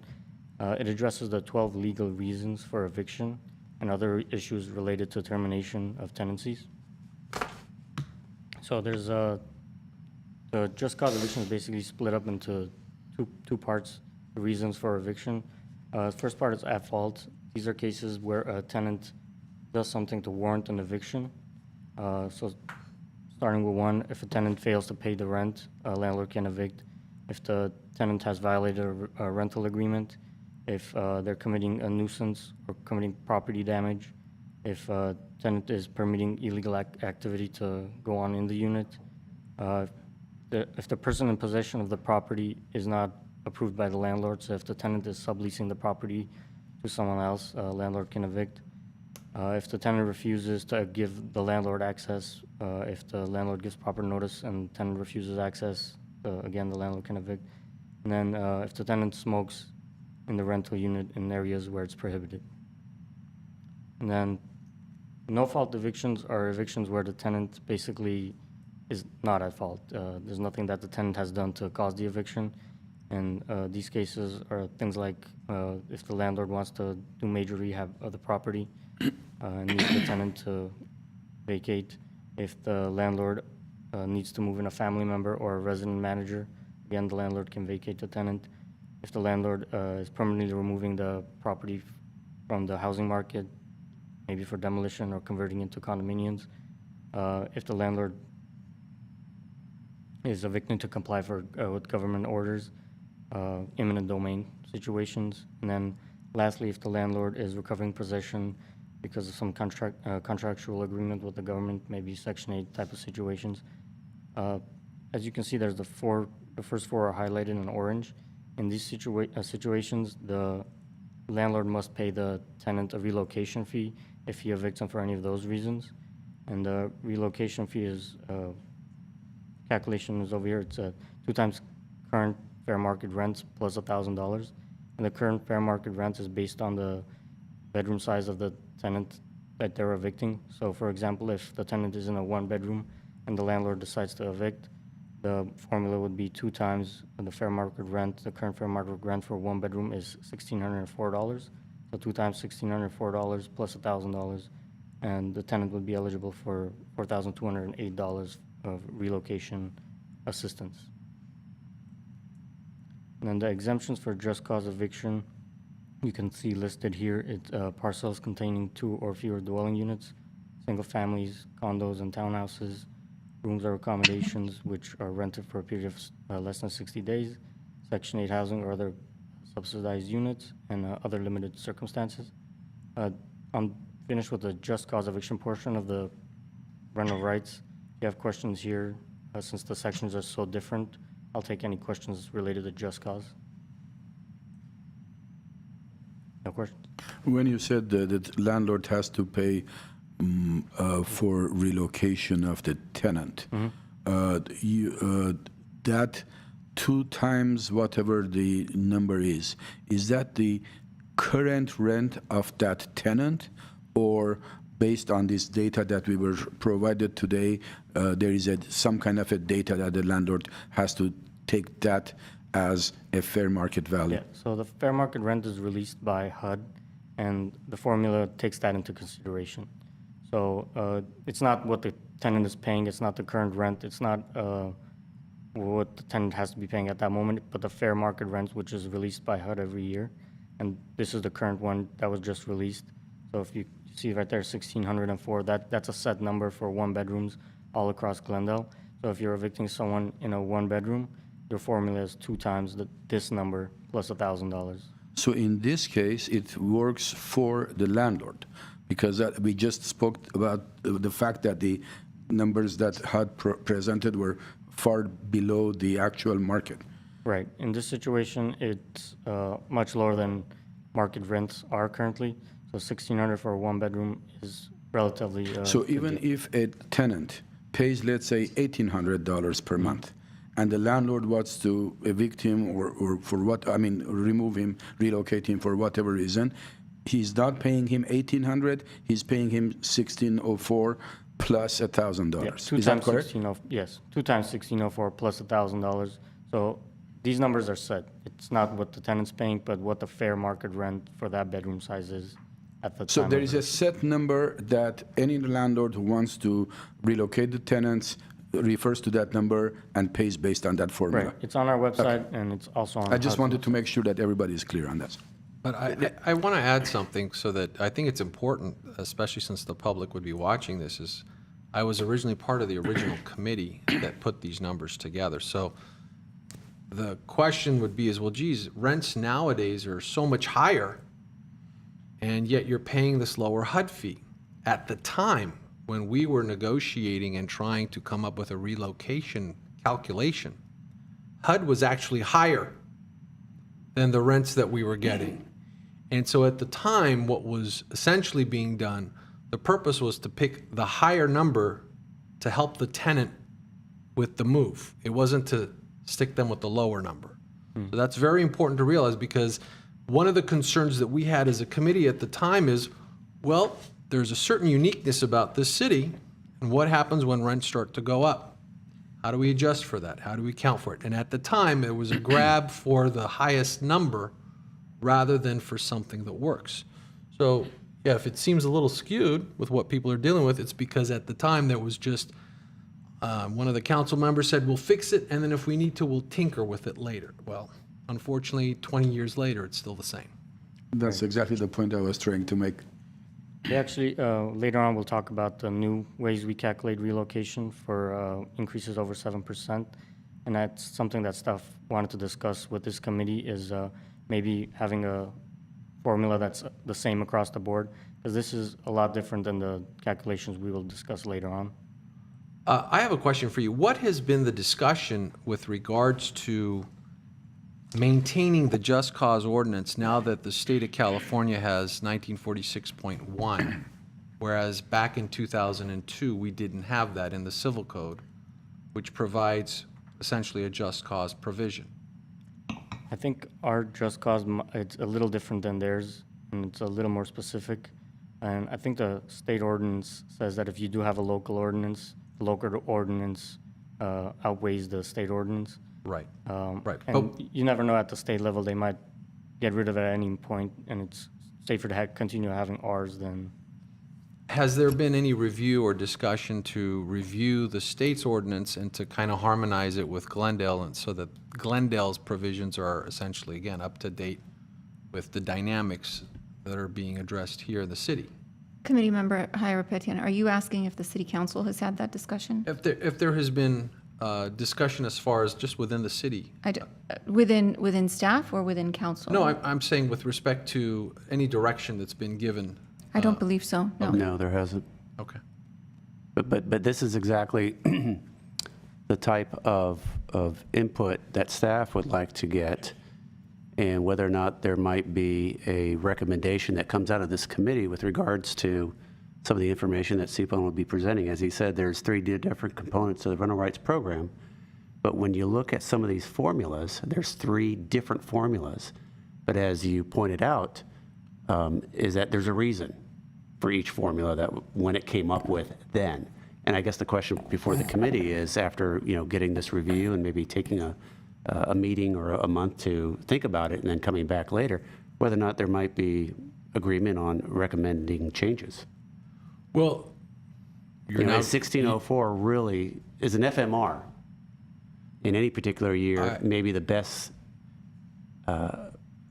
formula methodology, or is it better to be consistent with these other formulas that you'll see in the next 2 components? Is it actual rent versus rent increase? Is that a better methodology to use in just cause? Here's what I would say. Given the fact that just cause provides for a relief, and again, since we are still talking about dollars and cents, I think that from the landlord perspective, the main thing is that there is a finish line to cross. There's a number, just like you have with the housing impact fee. There's a number, and I think that once that number is clear, because the other formula that we have currently that was instituted from, 2019, good luck figuring that out. And along with the fact that there's also some ability to kind of skew the numbers and create a situation where there should be a simple agreement on, okay, this is the amount, and that's what happens. At the time when we agreed to this, it was, this is the biggest number out there. And it was something that on the landlord side, we didn't see any pushback because it gave a finish line. So as long as you have clarity, I'm in agreement with you that this should be one of the things that we should look at. But across the board, though, there shouldn't be, well, if the landlord's evicting someone because, or relocating someone because they're bringing in a manager, the person does this, as opposed to someone who might be an investor who wants to raise the rents more than 7%. And again, now we have state law, which wasn't in place back then when the recent rental rights program was enacted.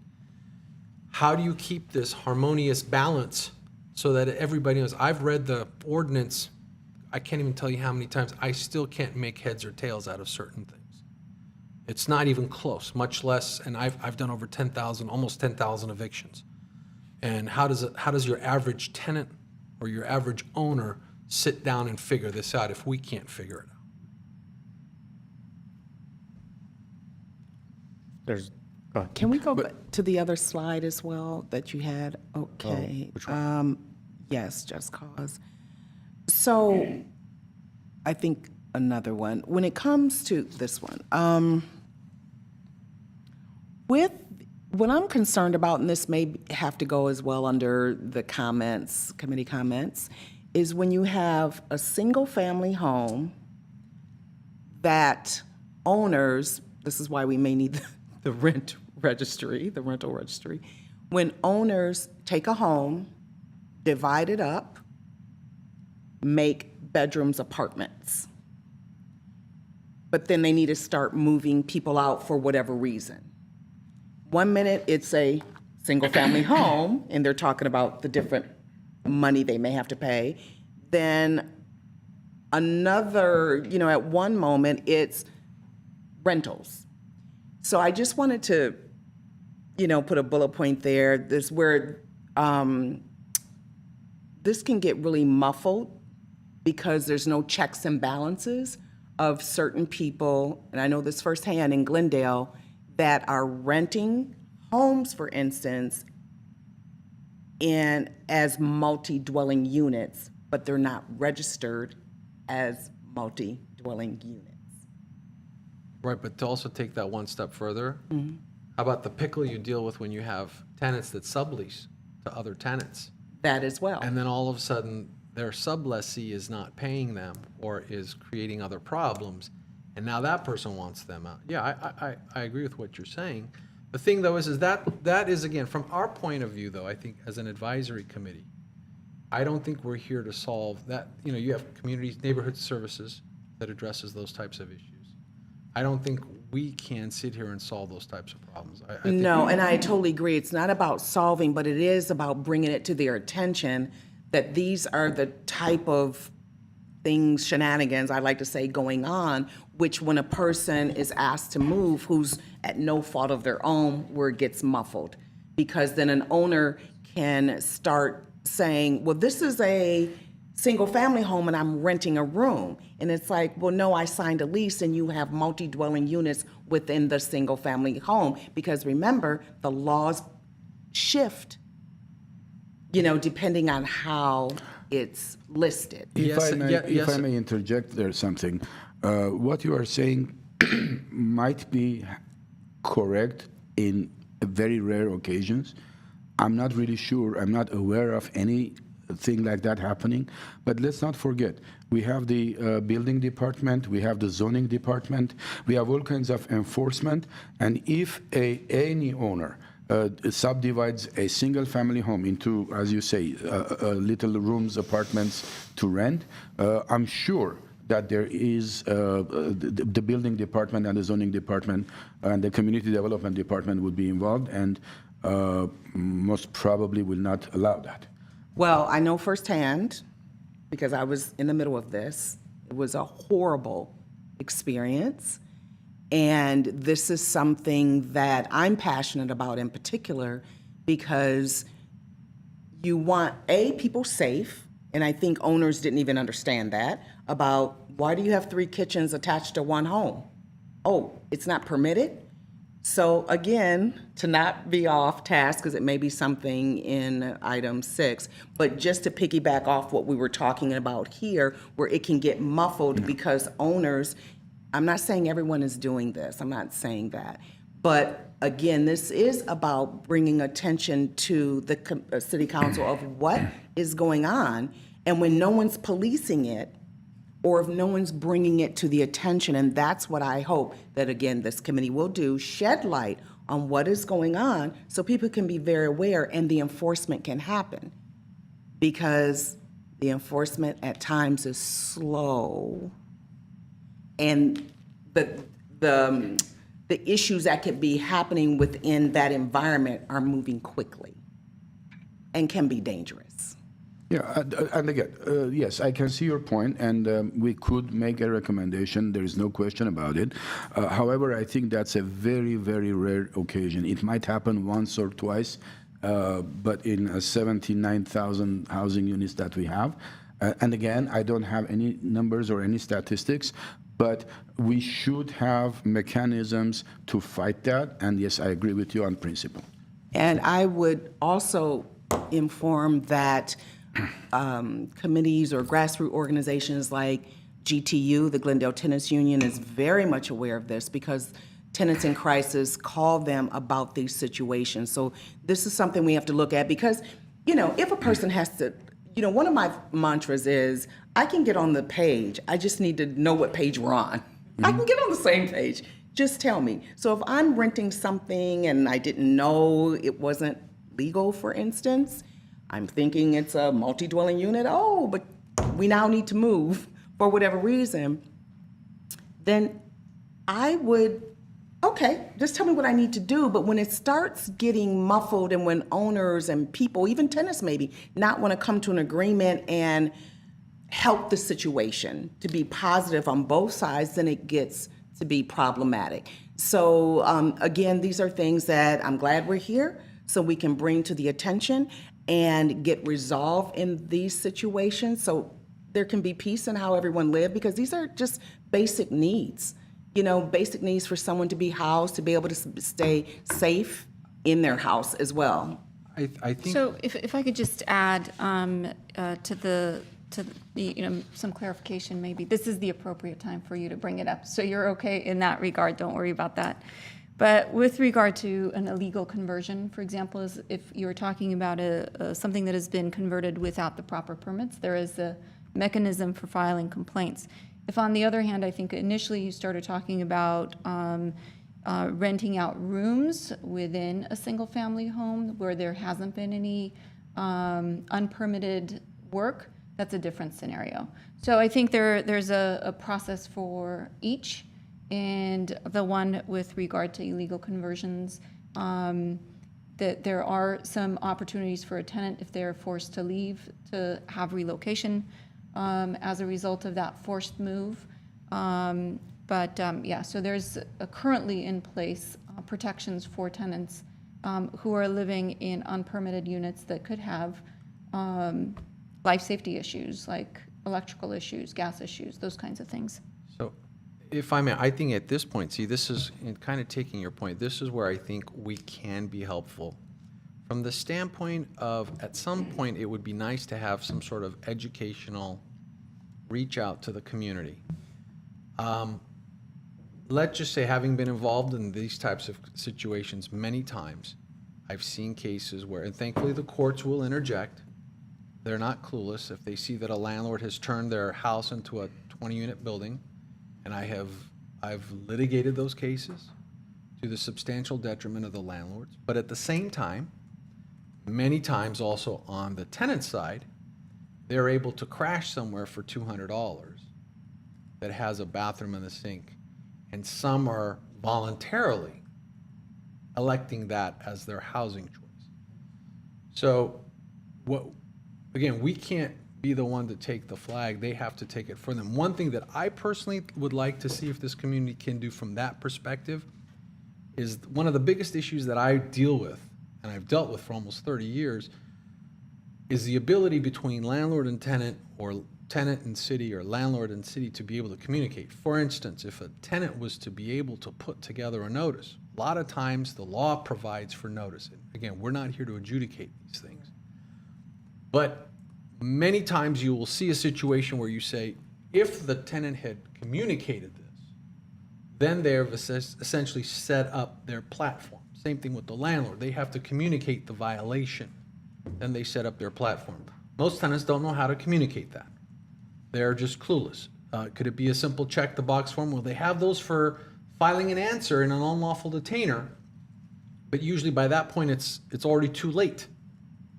And at the same time, you don't want the tenant that says, I'm going to report a violation every day because I know that there's a presumption of retaliatory eviction if you should elect to move me out. So it's that communication element that also has to be there. But again, this is something I think from our perspective, ultimately the goal is how do we take this and give the council something that they can then relay to the people. There's been a lot of handouts that have been very helpful, but to kind of grow on those handouts, because I think once both sides know the other is playing fair, I think that gamesmanship won't be there. Okay, I don't think you'll see it either way. And again, I see the other dilemma that I see is I see tenants that are trying to help landlords get rid of a problem tenant. That doesn't fall under the just cause provisions. So how do we help the landlords in that situation where there is no definition of a jerk, but we all have experienced them as tenants and as landlords. So how do you solve that problem? Again, if you put that finish line and you clarify it and you communicate it, I don't think people will be coming running into the city. And if once we're privy, the public in particular, to the rental registry, for instance, how that looks, that may also be transparent enough, and even for owners to say, okay, I'm on a rental registry now, I have to list what my home actually is. Is it a single-family home? Is it a multi-dwelling unit? What is it? And then act accordingly. Slumlords exist, just as, rude tenants. And so I'm in the middle. I'm definitely like, we have to have common ground. I just don't support bad behavior in general or inappropriate behavior. But I will say, going back to your point, it is about education on both sides. My situation was very textbook. If people knew, your jaw would drop. Like, how could this have happened? In the city of Glendale, no one was aware of what was going on under this roof. No one. And I kind of was the one who helped facilitate it to the proper people, to be honest. And so again, it's about education. It's about everyone just learning how this works and understanding what their rights are. And this was also an owner who just refused to believe he had to abide by any laws, period. But you're going to have those. You are going to have that. You're going to have those. And I understand We can't try to anticipate all I the understand that. scenarios. That's why I'm saying, again, our whole point is to bring education on both sides. But it's still, again, I agree, but it's still, understand that those circumstances generally tend to be the exception. Exactly. Not the norm. And it's like saying, you can't say all landlords are bad and all tenants are bad. You can't do Exactly. that. Do you have a few bad ones in there? Yes. Yeah, absolutely. But these are the things we want to nip in the bud as quickly as possible. And because it can be, we don't want situations to turn from just a tenant-landlord dispute and then to something extremely harmful. And just as you mentioned, I was even in a situation where they were trying to make a tenant something that wasn't, and all the tenants were like, wait, I'm not privy to this information, and I'm scared that a regular tenant that I just thought was my neighbor has maybe keys to my place. So I get what you're saying, and not to go far off tangent in particular, but I just want us to really, I just feel that, a property being listed appropriately is key. Because then we all know what you are, who you are, what you are, between a multi-dwelling unit, a single-family home, then the other laws can take place properly and it's not muddled. Yeah, but Just in the interest of time, it's 8 o'clock now, and I don't know if our Madam Facilitator has a suggestion on whether we should continue the discussion in this area or conclude the PowerPoint. Thank you. What everybody's saying is very important. However, I do believe we should move on.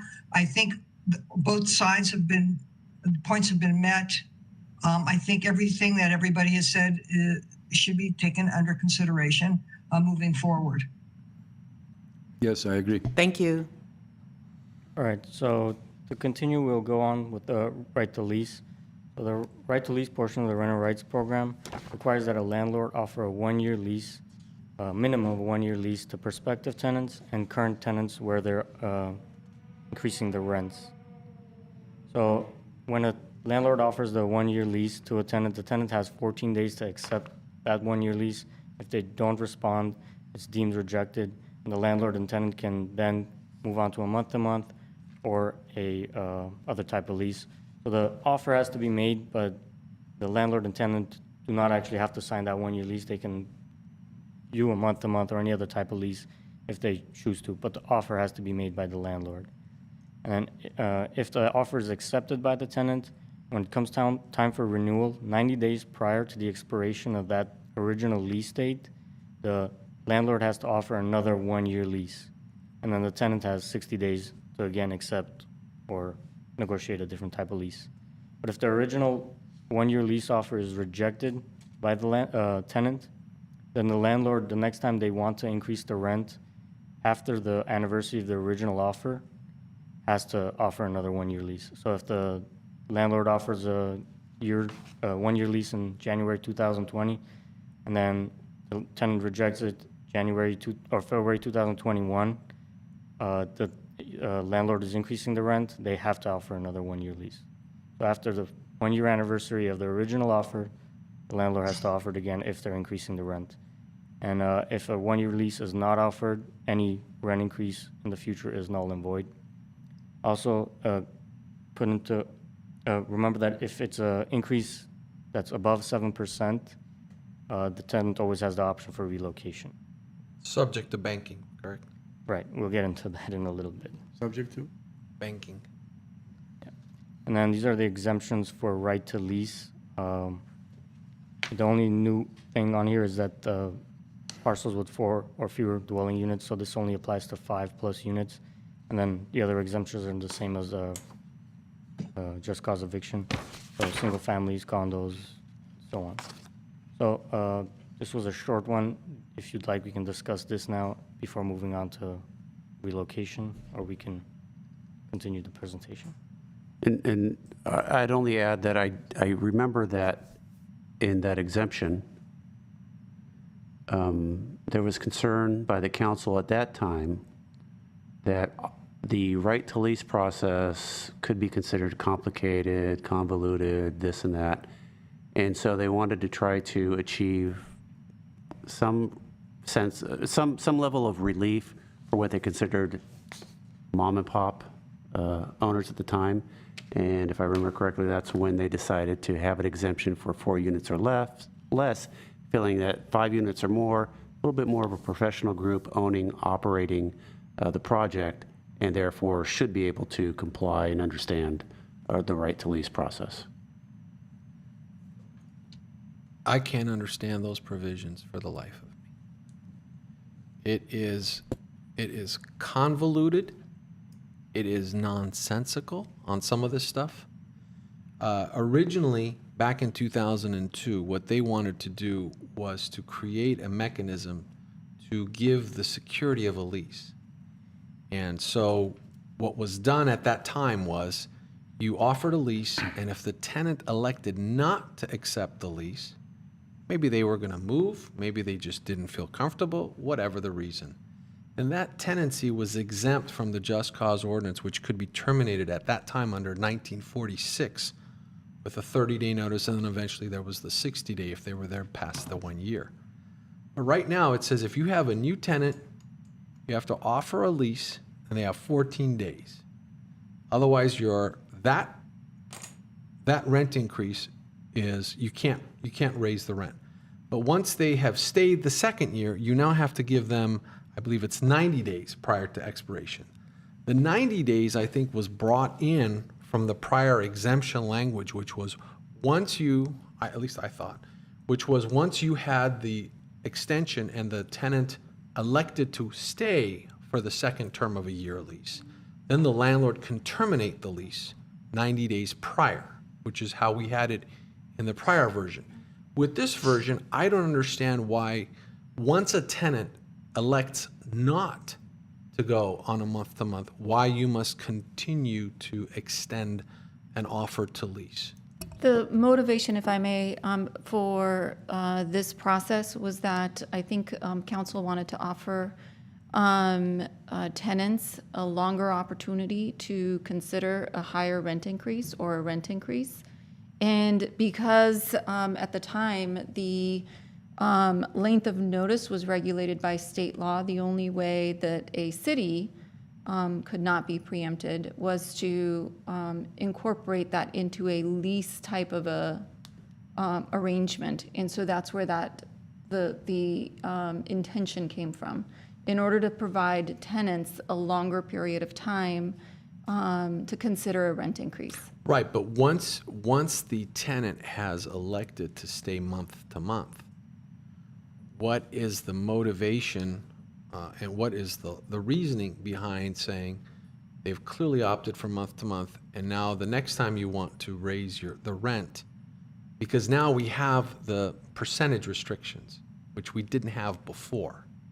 Right, so this came up just immediately before the state law went into effect. The state law said it was either a 30-day or a 60-day notice for rent increases. Correct. Council wanted a longer period of time for all tenants, whether they were month to month or whether they had a rental agreement in place. And as a response to that, the only way to do that was to go through an offer of a lease. Okay, but so every year they have to renew the offer of the lease or else the rent increase is void? Correct. That almost sounds like an adhesion situation to me. I don't personally have any problem with offering tenants a one-year lease anytime you want to increase the rent. I think that's a good business practice even for landlords. However, it seems that the way the ordinance is and the way things are, they are so complicated that and incomprehensible. Many people might unintentionally violate this just because they don't understand it. Both sides, tenants and landlords. So maybe one of the things we could do is to recommend the council to revise this and come up with a less complicated and more clarified numbers and periods and all that. But I think the purpose of receiving this information today, very early on in the process, is so that you're considering these types of ideas. Mm-hmm. And so I think at the end of this meeting, you should have a complete picture of all of the different housing issues. And so you can start devoting your time going forward to making those recommendations. Right. I agree. I mean, this is one of the things that obviously with the spirit of the law is obviously to try to preserve a longer tenancy, which we understand. But the way they go about it by striking out future rent increases, and it doesn't take into consideration the fact that perhaps the reason for not having a lease is because that's what's in the best interest for the tenant at that point in time. And now that you have these percentage limitations on increases, the ability to raise a future rent, it's almost like there's a conflict. So I think, we have to definitely, this has got to be an important emphasis so that we can preserve a longer-term relationship, but yet give freedom to both sides if the other says, I choose to leave. We can't force anyone to stay. And so it should have some sort of a balance that doesn't penalize, because that's what it sounds like it's doing.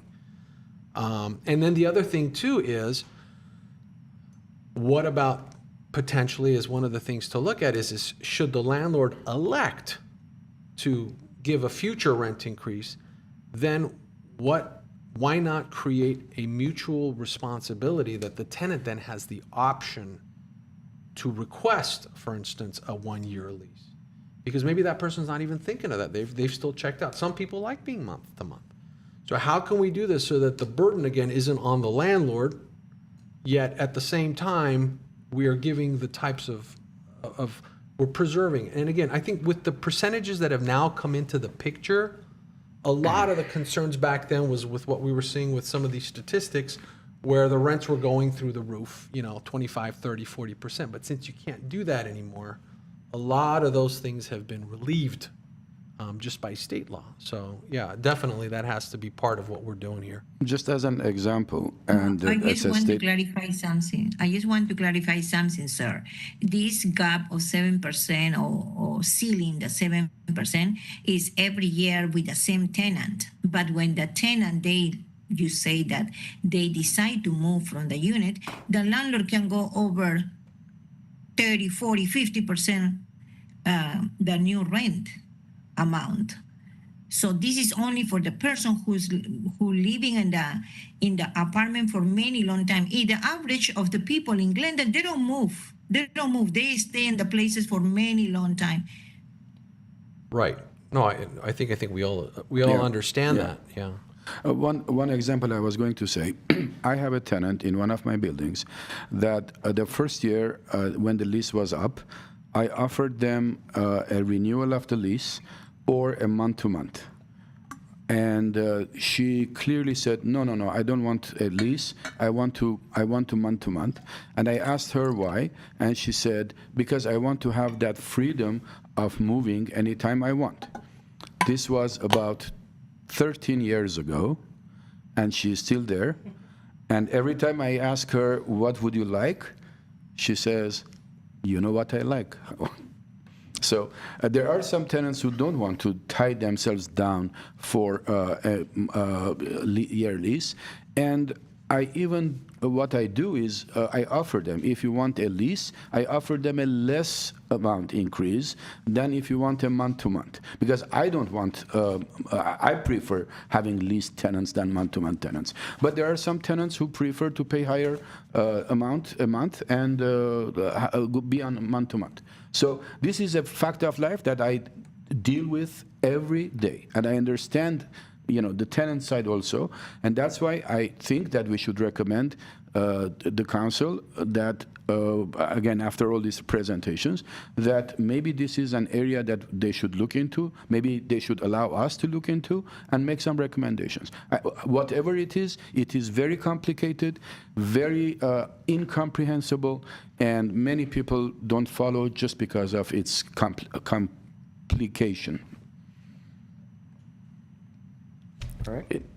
If there's no more questions, I'll continue. All right. So last but not least, relocation assistance. So whenever the landlord increases the rent past 7% between 12 months, so cumulatively it's over 7%, the tenant has the option to ask for relocation assistance and move from the unit. Tenants must make the relocation request in writing 14 days from the notice of the rent increase. So the relocation assistance calculation is basically divided into 3 different sections: 3 or 4 units, 5 units or more, and the tenant's household income is above 130% of AMI, and then 5 units or more, and the tenant's household income is below 130% of annual median income. So the reason the council elected to do this was the smaller mom and pops, which are usually 3 and 4 units, they didn't want them to have as much of an impact when paying relocation assistance. And then the AMI comes into play, the household income. For tenants that are above 130% of the AMI, they have more resources available to them, so council considered that when putting together their formulas for these assistance. So for the 3 and 4 units, it's a simple formula. It's 3 times the current rent. So it's 3 times whatever the tenant is paying. So for example, if the rent is $1,000, landlord chooses to increase the rent by 10%, making it $1,100. The 7% cap is triggered, so the tenant has the option for relocation. The assistance would be 3 times $1,000, which is the current rent for $3,000 eligibility for relocation assistance. Moving on to 5 or more units and the tenant's household income is above annual median income, household income, which in this case is a little bit over $118,000. In this case, the formula is 3 times proposed rent. So if the current rent is $1,000, landlord increases it by 10%, tenant chooses relocation, the formula would be 3% times that new rent that the landlord is proposing. So $1,100, which in this case would be $3,300 for relocation assistance. And finally, 5 or more units where the tenant's household income is below 130% AMI, which at this point is $118,000. It takes into consideration the number of years the tenant has occupied the unit. You can see in that right corner, if the tenant's been in the unit for up to 3 years, it's 3 times proposed rent. 3 to 4 years is 4 times, 4 to 5 is 5 times, and 5 or more is 6 times. In no case is it ever going to be more than 6 times the proposed rent. If you've been there 20 years, it'll still be 6 times proposed rent. So in this situation, again, if the current rent is $1,000, landlord increases it to $1,100.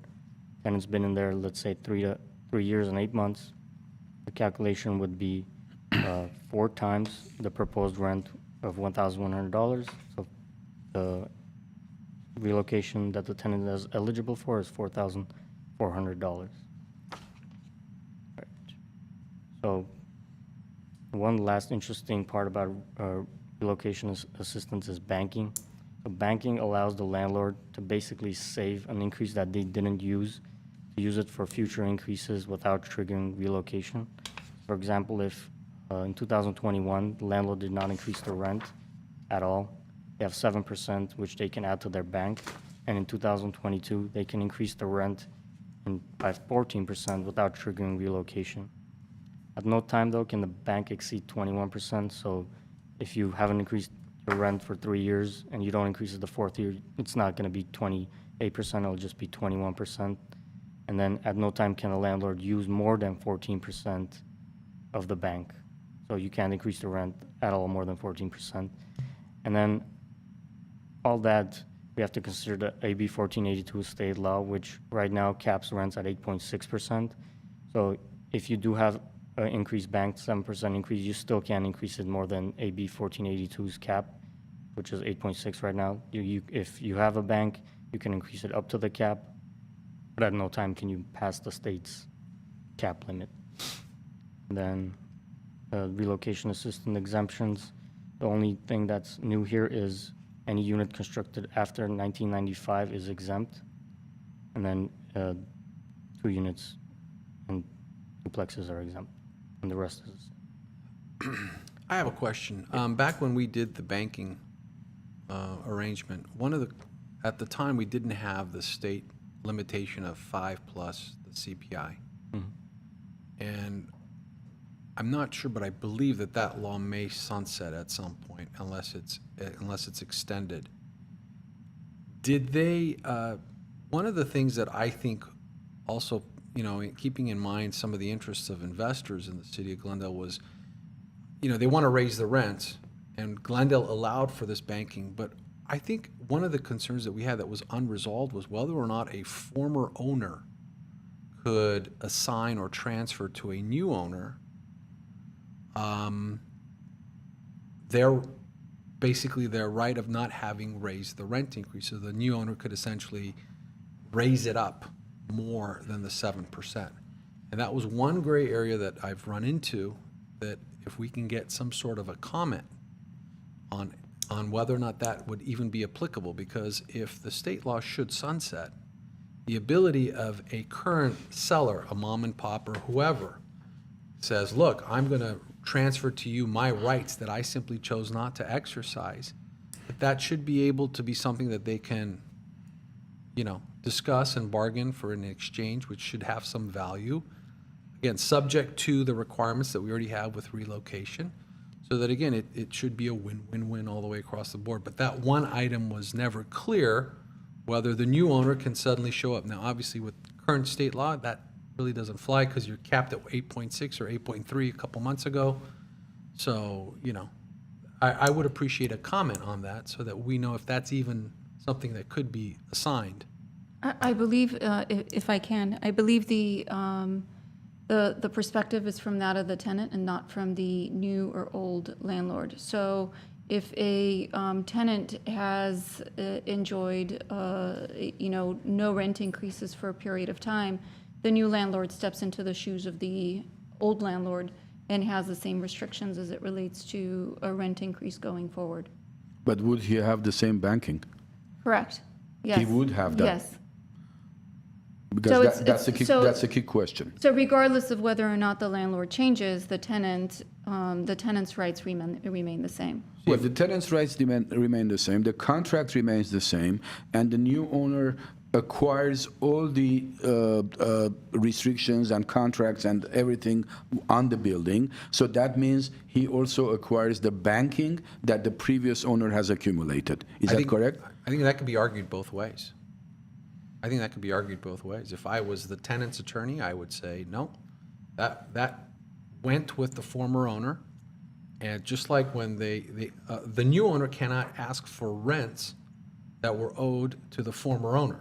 That's not rents owed. It is rent that the pre-owner, any owner who could have increased, and they didn't. And when you acquire a building, you acquire the building, as you know better than me. When you acquire a building, you acquire the building with all its contracts, all the leases, everything else that exists, including the banking. Right. Sometimes you even take over the bank account of that building. You should be able to, but so here's the other hypothetical. Say come April 30th in a couple of days, a tenant owes $1,000 and a new owner becomes the owner of the property come May 1st. They cannot go back and evict that tenant for the non-payment of $1,000, which is still on their account. But they're acquiring the building with all its assets and liabilities. No, but they acquire an eviction. So if that tenant doesn't pay for May, then they can go ahead and take action. But the new owner says, look, I'm coming in clean.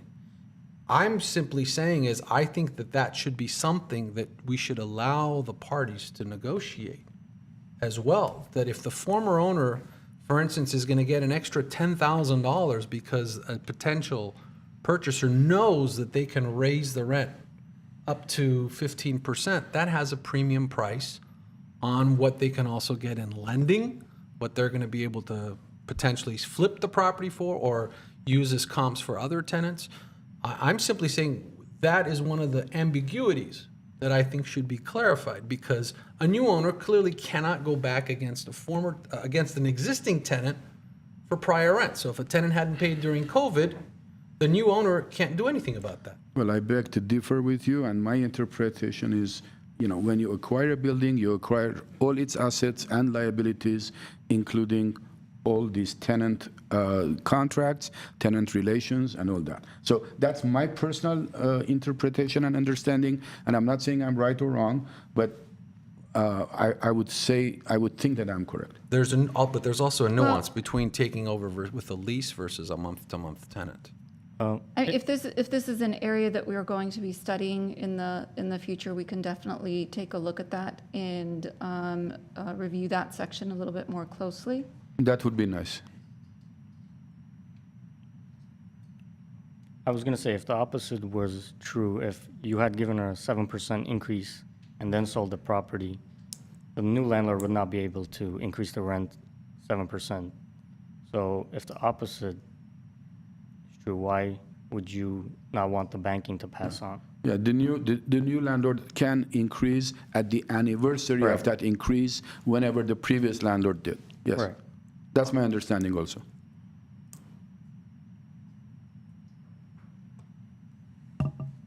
I just want clarification. That's all I want is clarification. Okay, we'll do it for you. I don't want the late nights of research.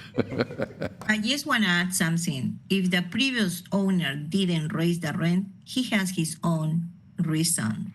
And can be very different reasons, like maybe he's going into divorce and he doesn't want the income that he has go greatly higher than it's supposed to be. Maybe many other reasons. So it was on his favor not to raise the rent at the time. So I don't think so is something that can be passed on the new owner. That is my opinion. He's saying you should not be? You cannot. That's what she said. You cannot pass it. You should not pass it. That's what she said. I mean, if the law, does the law, Ms. Varpetian, say that any rent increase, irrespective of who the owner may be, it's within the term period? Yes. Is it that clear? Okay. I'm sorry, I have a quick question on the banking. For the unused time for the banking during the rent increase freeze, is that included? Sorry, from the original freeze for our ordinance? Yes. Unused Can we banking? bank that unused time, or does that exclude, is the rent freeze time exclude? My understanding is the rent freeze it's over now, correct?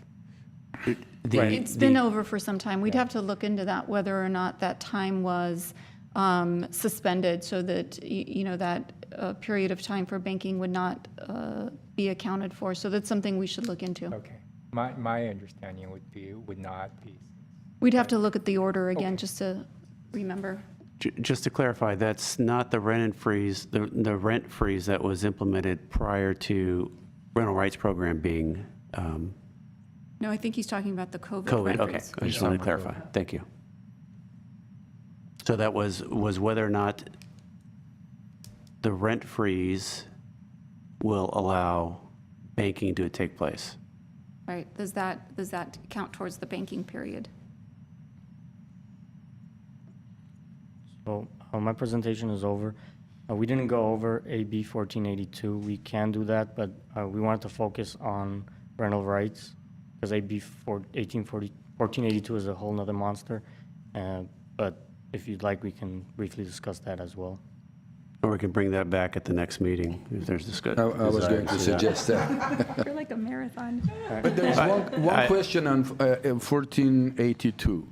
The rent increase, 3.6%, was implemented last year, April. That's almost 13 months ago. How often do they revise this? And is there any way that we in Glendale can do it monthly, or we have to obey a certain? Can we do that next month, please? No, It's based on the CPI. Yeah, That's- it's just a question, but right now It's the- an annual CPI, I think, and it only changes once a year. Right And now, so- the CPI is 7.5%, but this says 3.6%, which is more than 13 months ago. Right, so the state law, it says that the CPI that needs to be used is from April to April. So the April CPI isn't released yet, so we're using last year's CPI for April. Until the new one is released, we're going to continue using last year's, and the new one should come out towards the end of May, and that's when you'll start using the new CPI. And I believe that the rental increases can't start until August. I think that's in the code as well. Well, Using the new CPI? or- Correct. Yeah. I think stage one, though, ends May of 2000, is it May of 2022? Stage one. You have the COVID release of the provisions to be able to continue with rent increases or the evictions and things of that nature. I thought it was end of March. I think it's May. March I think we've got 31st, I a little more thought. time. Yeah, no, I have Well, one. it For the depends. county. I think for City of Glendale, I mean, and it's really one of the things that's very confusing is the new county ordinances, what applies to incorporated cities and unincorporated areas as it relates to increases and evictions, and it's crossed. But I think for Glendale, the rent freeze and the landlords are able to increase rents now, subject to AB 1482. And some say also subject to the county. Some are That's the disputing. gray area, yeah. Some are yeah. even saying that the county's three-stage program applies to the cities as well. So there's no consensus.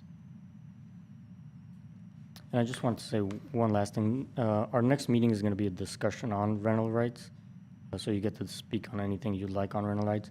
I'd suggest if you come up with a few ideas of changes you'd like to see or suggestions you might have, so we have something to discuss next time, and then we can bring a report back following month. Do they have a copy of the ordinance?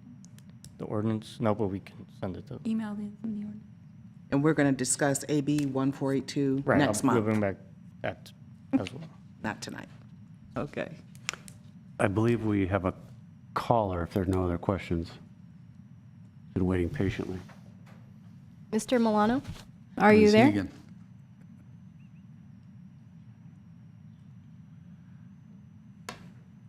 Mr. Milano, you're on the air. Are you there?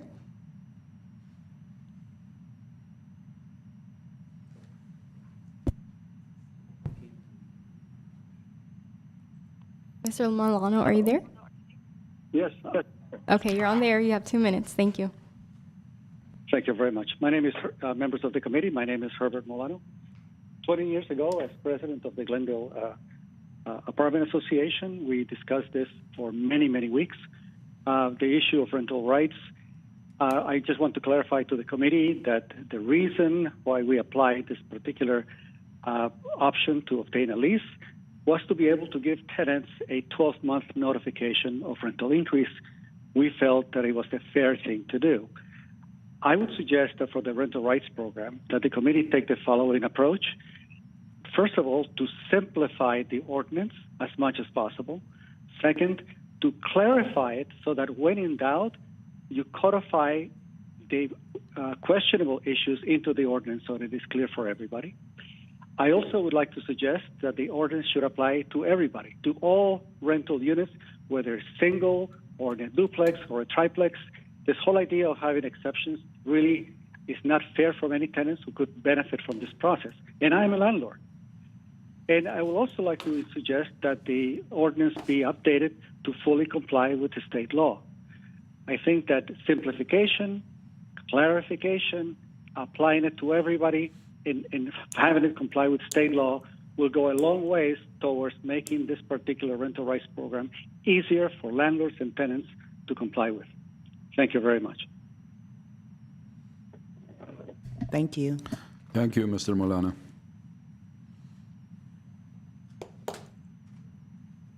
Okay, do we have any further comments on what's been discussed? So I can move on to the ad hoc committee member staff comments.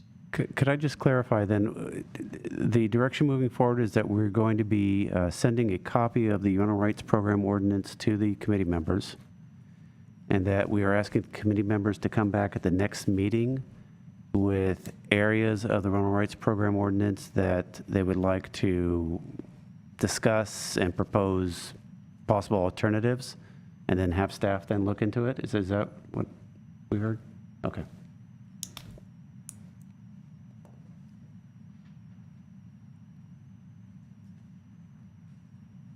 Thank you.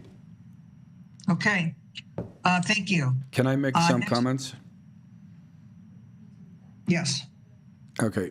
Can we just read the item into the record, please? I'm sorry, say it again.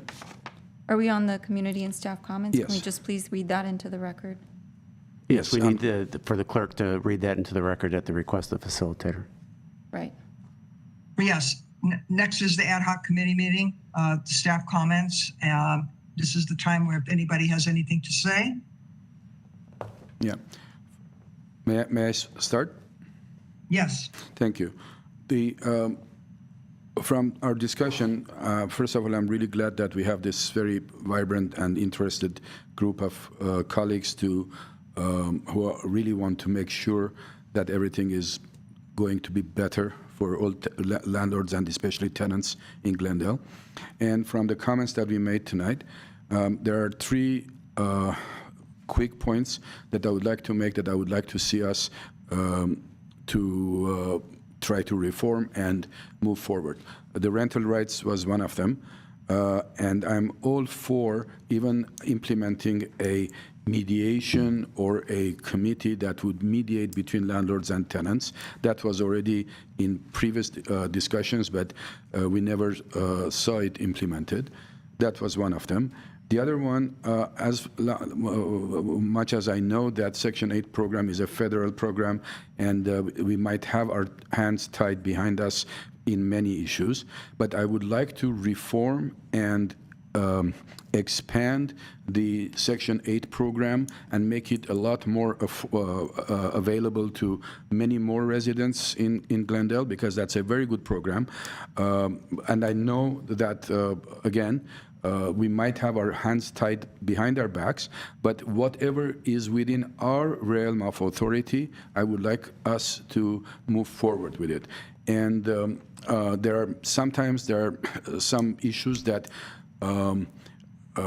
it can be done by a simple reform by the housing department here. And the for instance, by the way, before I get into that, most of my tenants who know that I do own and manage some buildings in Glendale, they think I'm crazy to accept Section 8 tenants. The reason is because of all the problems that they think or they perceive to have problems with Section 8 and government involvement and inspections and things like that.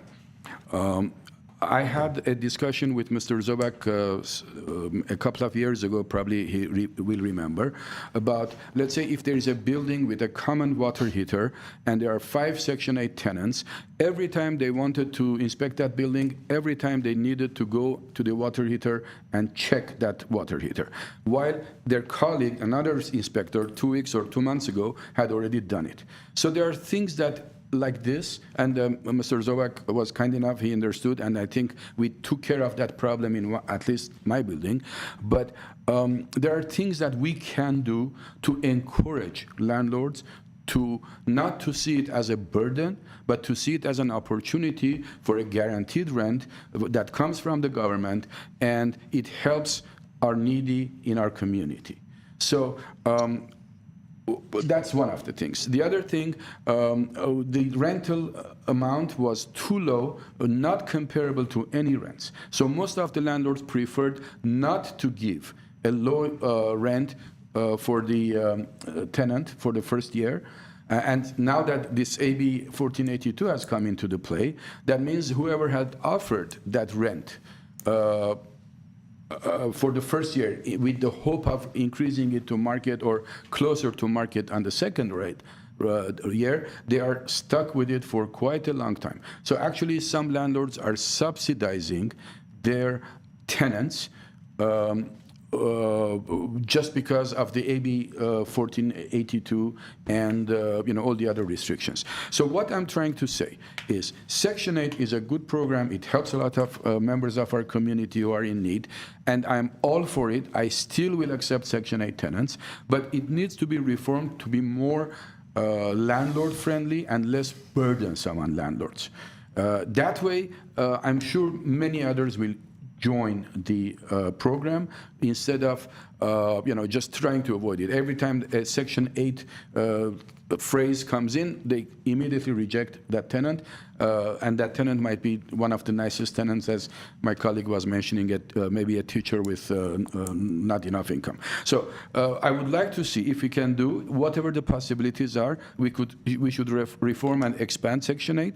And the other thing is also maybe we should have some kind of a mechanism to have a more accurate data on the market rents in Glendale, because all these federal and state and whatever they are trying their best. But we were given today a data from 2015 to 2020.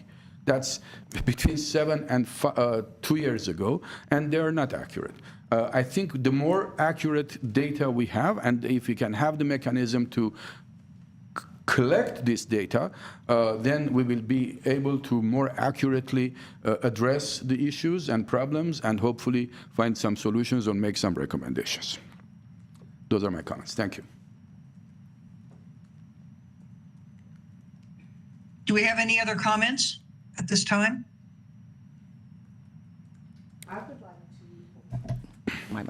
I would like to, in dealing with the rental rights, going back to knowing which properties are truly rentals, whether they're single-family homes being turned into apartments with individual leases, to be specific. And I would really love to see, I think, again, I know personally, because of information I've received through the Glendale Tenants Union, when people are harassed, in particular tenants, they will have a tendency to flee. Again, decent people, I do believe in getting the background, the history of what's really going on thoroughly. I 100%.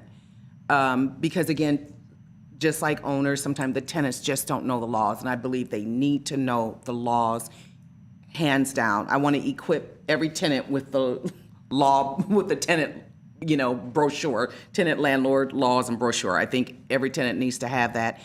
But to see about how we can, if we're trying to help keep people housed that deserve to be housed, or all people deserve to be housed, but to be housed appropriately without harassment, then it's very important that we know what buildings are truly rentals. So again, when it comes to, being harassed by owners, tenants know how to equip themselves with, am I living in a single-family home? Am I living in a, multi-dwelling unit? Because again, when it comes to negotiating and mediating, how do we do the numbers if we say, can you just allow this person to have a relocation fee? So my comment would be for enforcement. I think this helps reduce reporting. I think it helps chaos between tenant and landlord if the lines are just very clear. So enforcement would be critical from my perspective in regards to housing.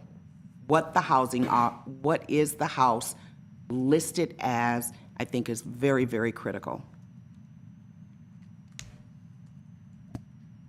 I have one last comment.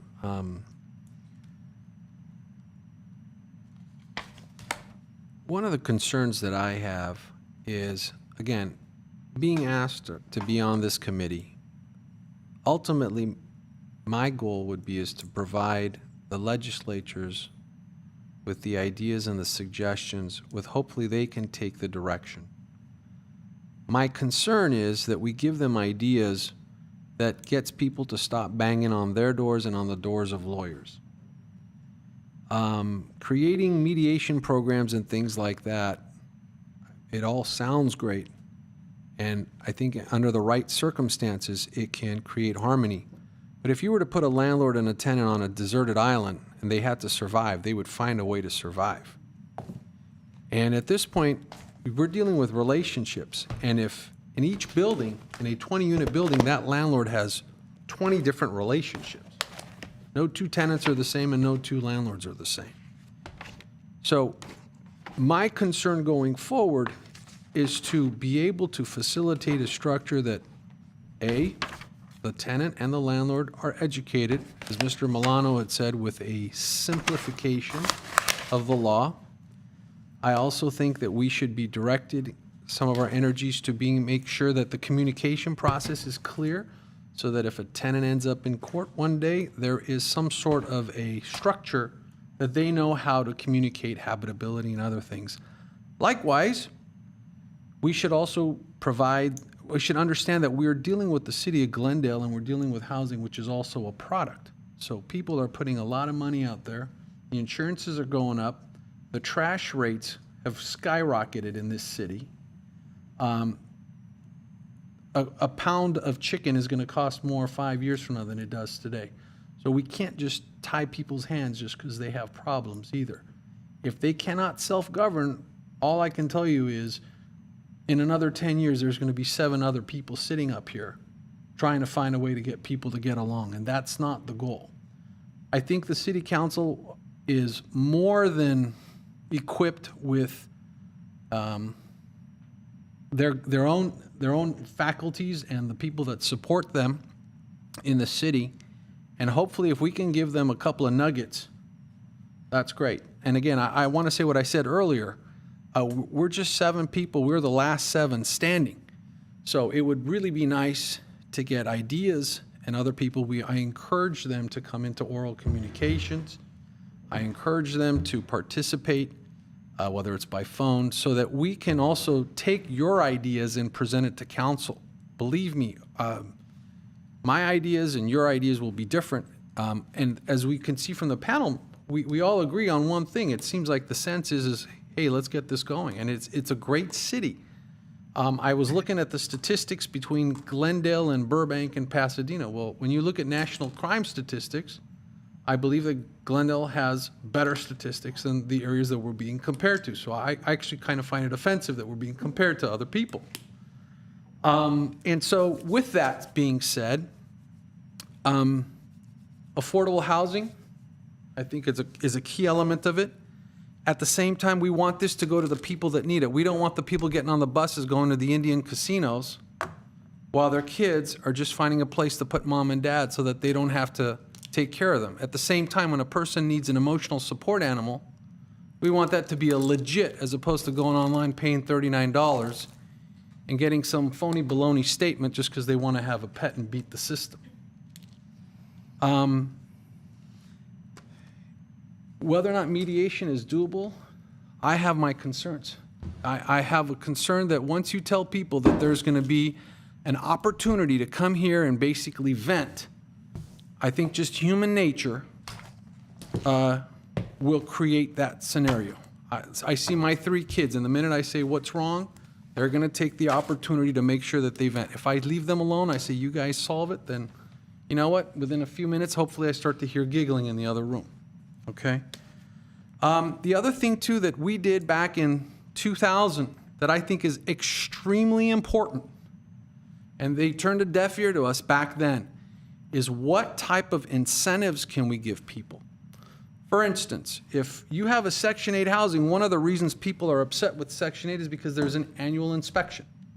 I'm sorry, I just need to jump in here. The board comments are really intended to be sort of very limited announcements, and this is not the time where we would just go into a full discussion about where we intend the committee to go.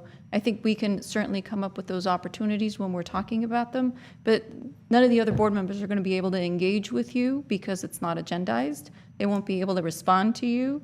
If you've got some very specific direction that you'd like to provide to staff, and I mean, this is true of just the Brown Act generally, that we discussed last time. That's So- the last point I'm making is just with respect to incentives, is what incentives can be driven through these programs. One of the ideas that we discussed earlier was to give a developer the option to have an additional number of units if they will allow different types of income structures to be allowed to occupy. The ability to give Section 8 housing incentives to people that have been on the list, for instance, longer than others. You know, there's so many things that we're not incentivizing people. Instead, I think if we're telling them, here's a mediation board, go and argue, that's what people are going to do.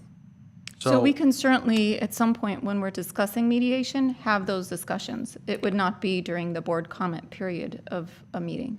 Okay. Just for clarification. Okay, I mean, if we need to agendize that type of an item, It will come up, I think, during the process of the discussion. I mean, we want to have a very structured way of approaching everything. I agree with you. And so there will be an opportunity to discuss those ideas as well. okay, wonderful. I think if we can get to that, that's where we can actually give the city council the ideas that they're looking for. Okay. Madam Facilitator, I think it's back to you. If I Oh, could I'm end sorry. with just a staff comment, just a response. I do need to want to remind the committee about the work plan that the city council provided, and that was to review the rental rights program, recommend changes to enhance the ordinance, to discuss and develop best practices for education, marketing on landlord-tenant issues. And so we've had the first discussion of the rental rights program tonight. We're going to continue that at the next meeting with any suggestions of enhancements for us to then go back, evaluate, and bring back. We will be coming back with a discussion of best practices for education marketing, and then discuss and evaluate a voluntary dispute resolution program for landlords and tenants. That was the work plan. Anything else outside of that work plan is not authorized by the council. And so I did hear discussions about inclusionary zoning ordinance. That's strictly set by the city council, and this committee has no ability to have any discussions on that. While staff is always receptive to enhancements to the Section 8 program, the Section 8 program itself is under the guise of the Housing Authority, and then the Resident Advisory Board for the Section 8 program. And so that discussion is not under the purview of the committee as well. And so the council really wanted to make sure that these 3 items were the focus of the committee. And I just wanted to bring it back to that. And just, again, because of the limited time of your meetings and the volume of material that you're looking at in that period of time, if we just went on a long journey, we probably would never get to a conclusion to bring back to council. I agree. I think the caller said it best too, with under rental rights, to simplify, clarify, and for all units to be included. Okay. Just to make a final announcement, sorry. I mean, we want to hear from the public. As you understand, we're going to be reviewing the rental rights program at the next meeting, which is going to be posted. If you've been impacted by eviction, just cause eviction, if you've been impacted by right to lease, if you've been impacted by relocation assistance, we want to hear from you so we can make an actual recommendation to the city council. So call in, come in at the next meeting.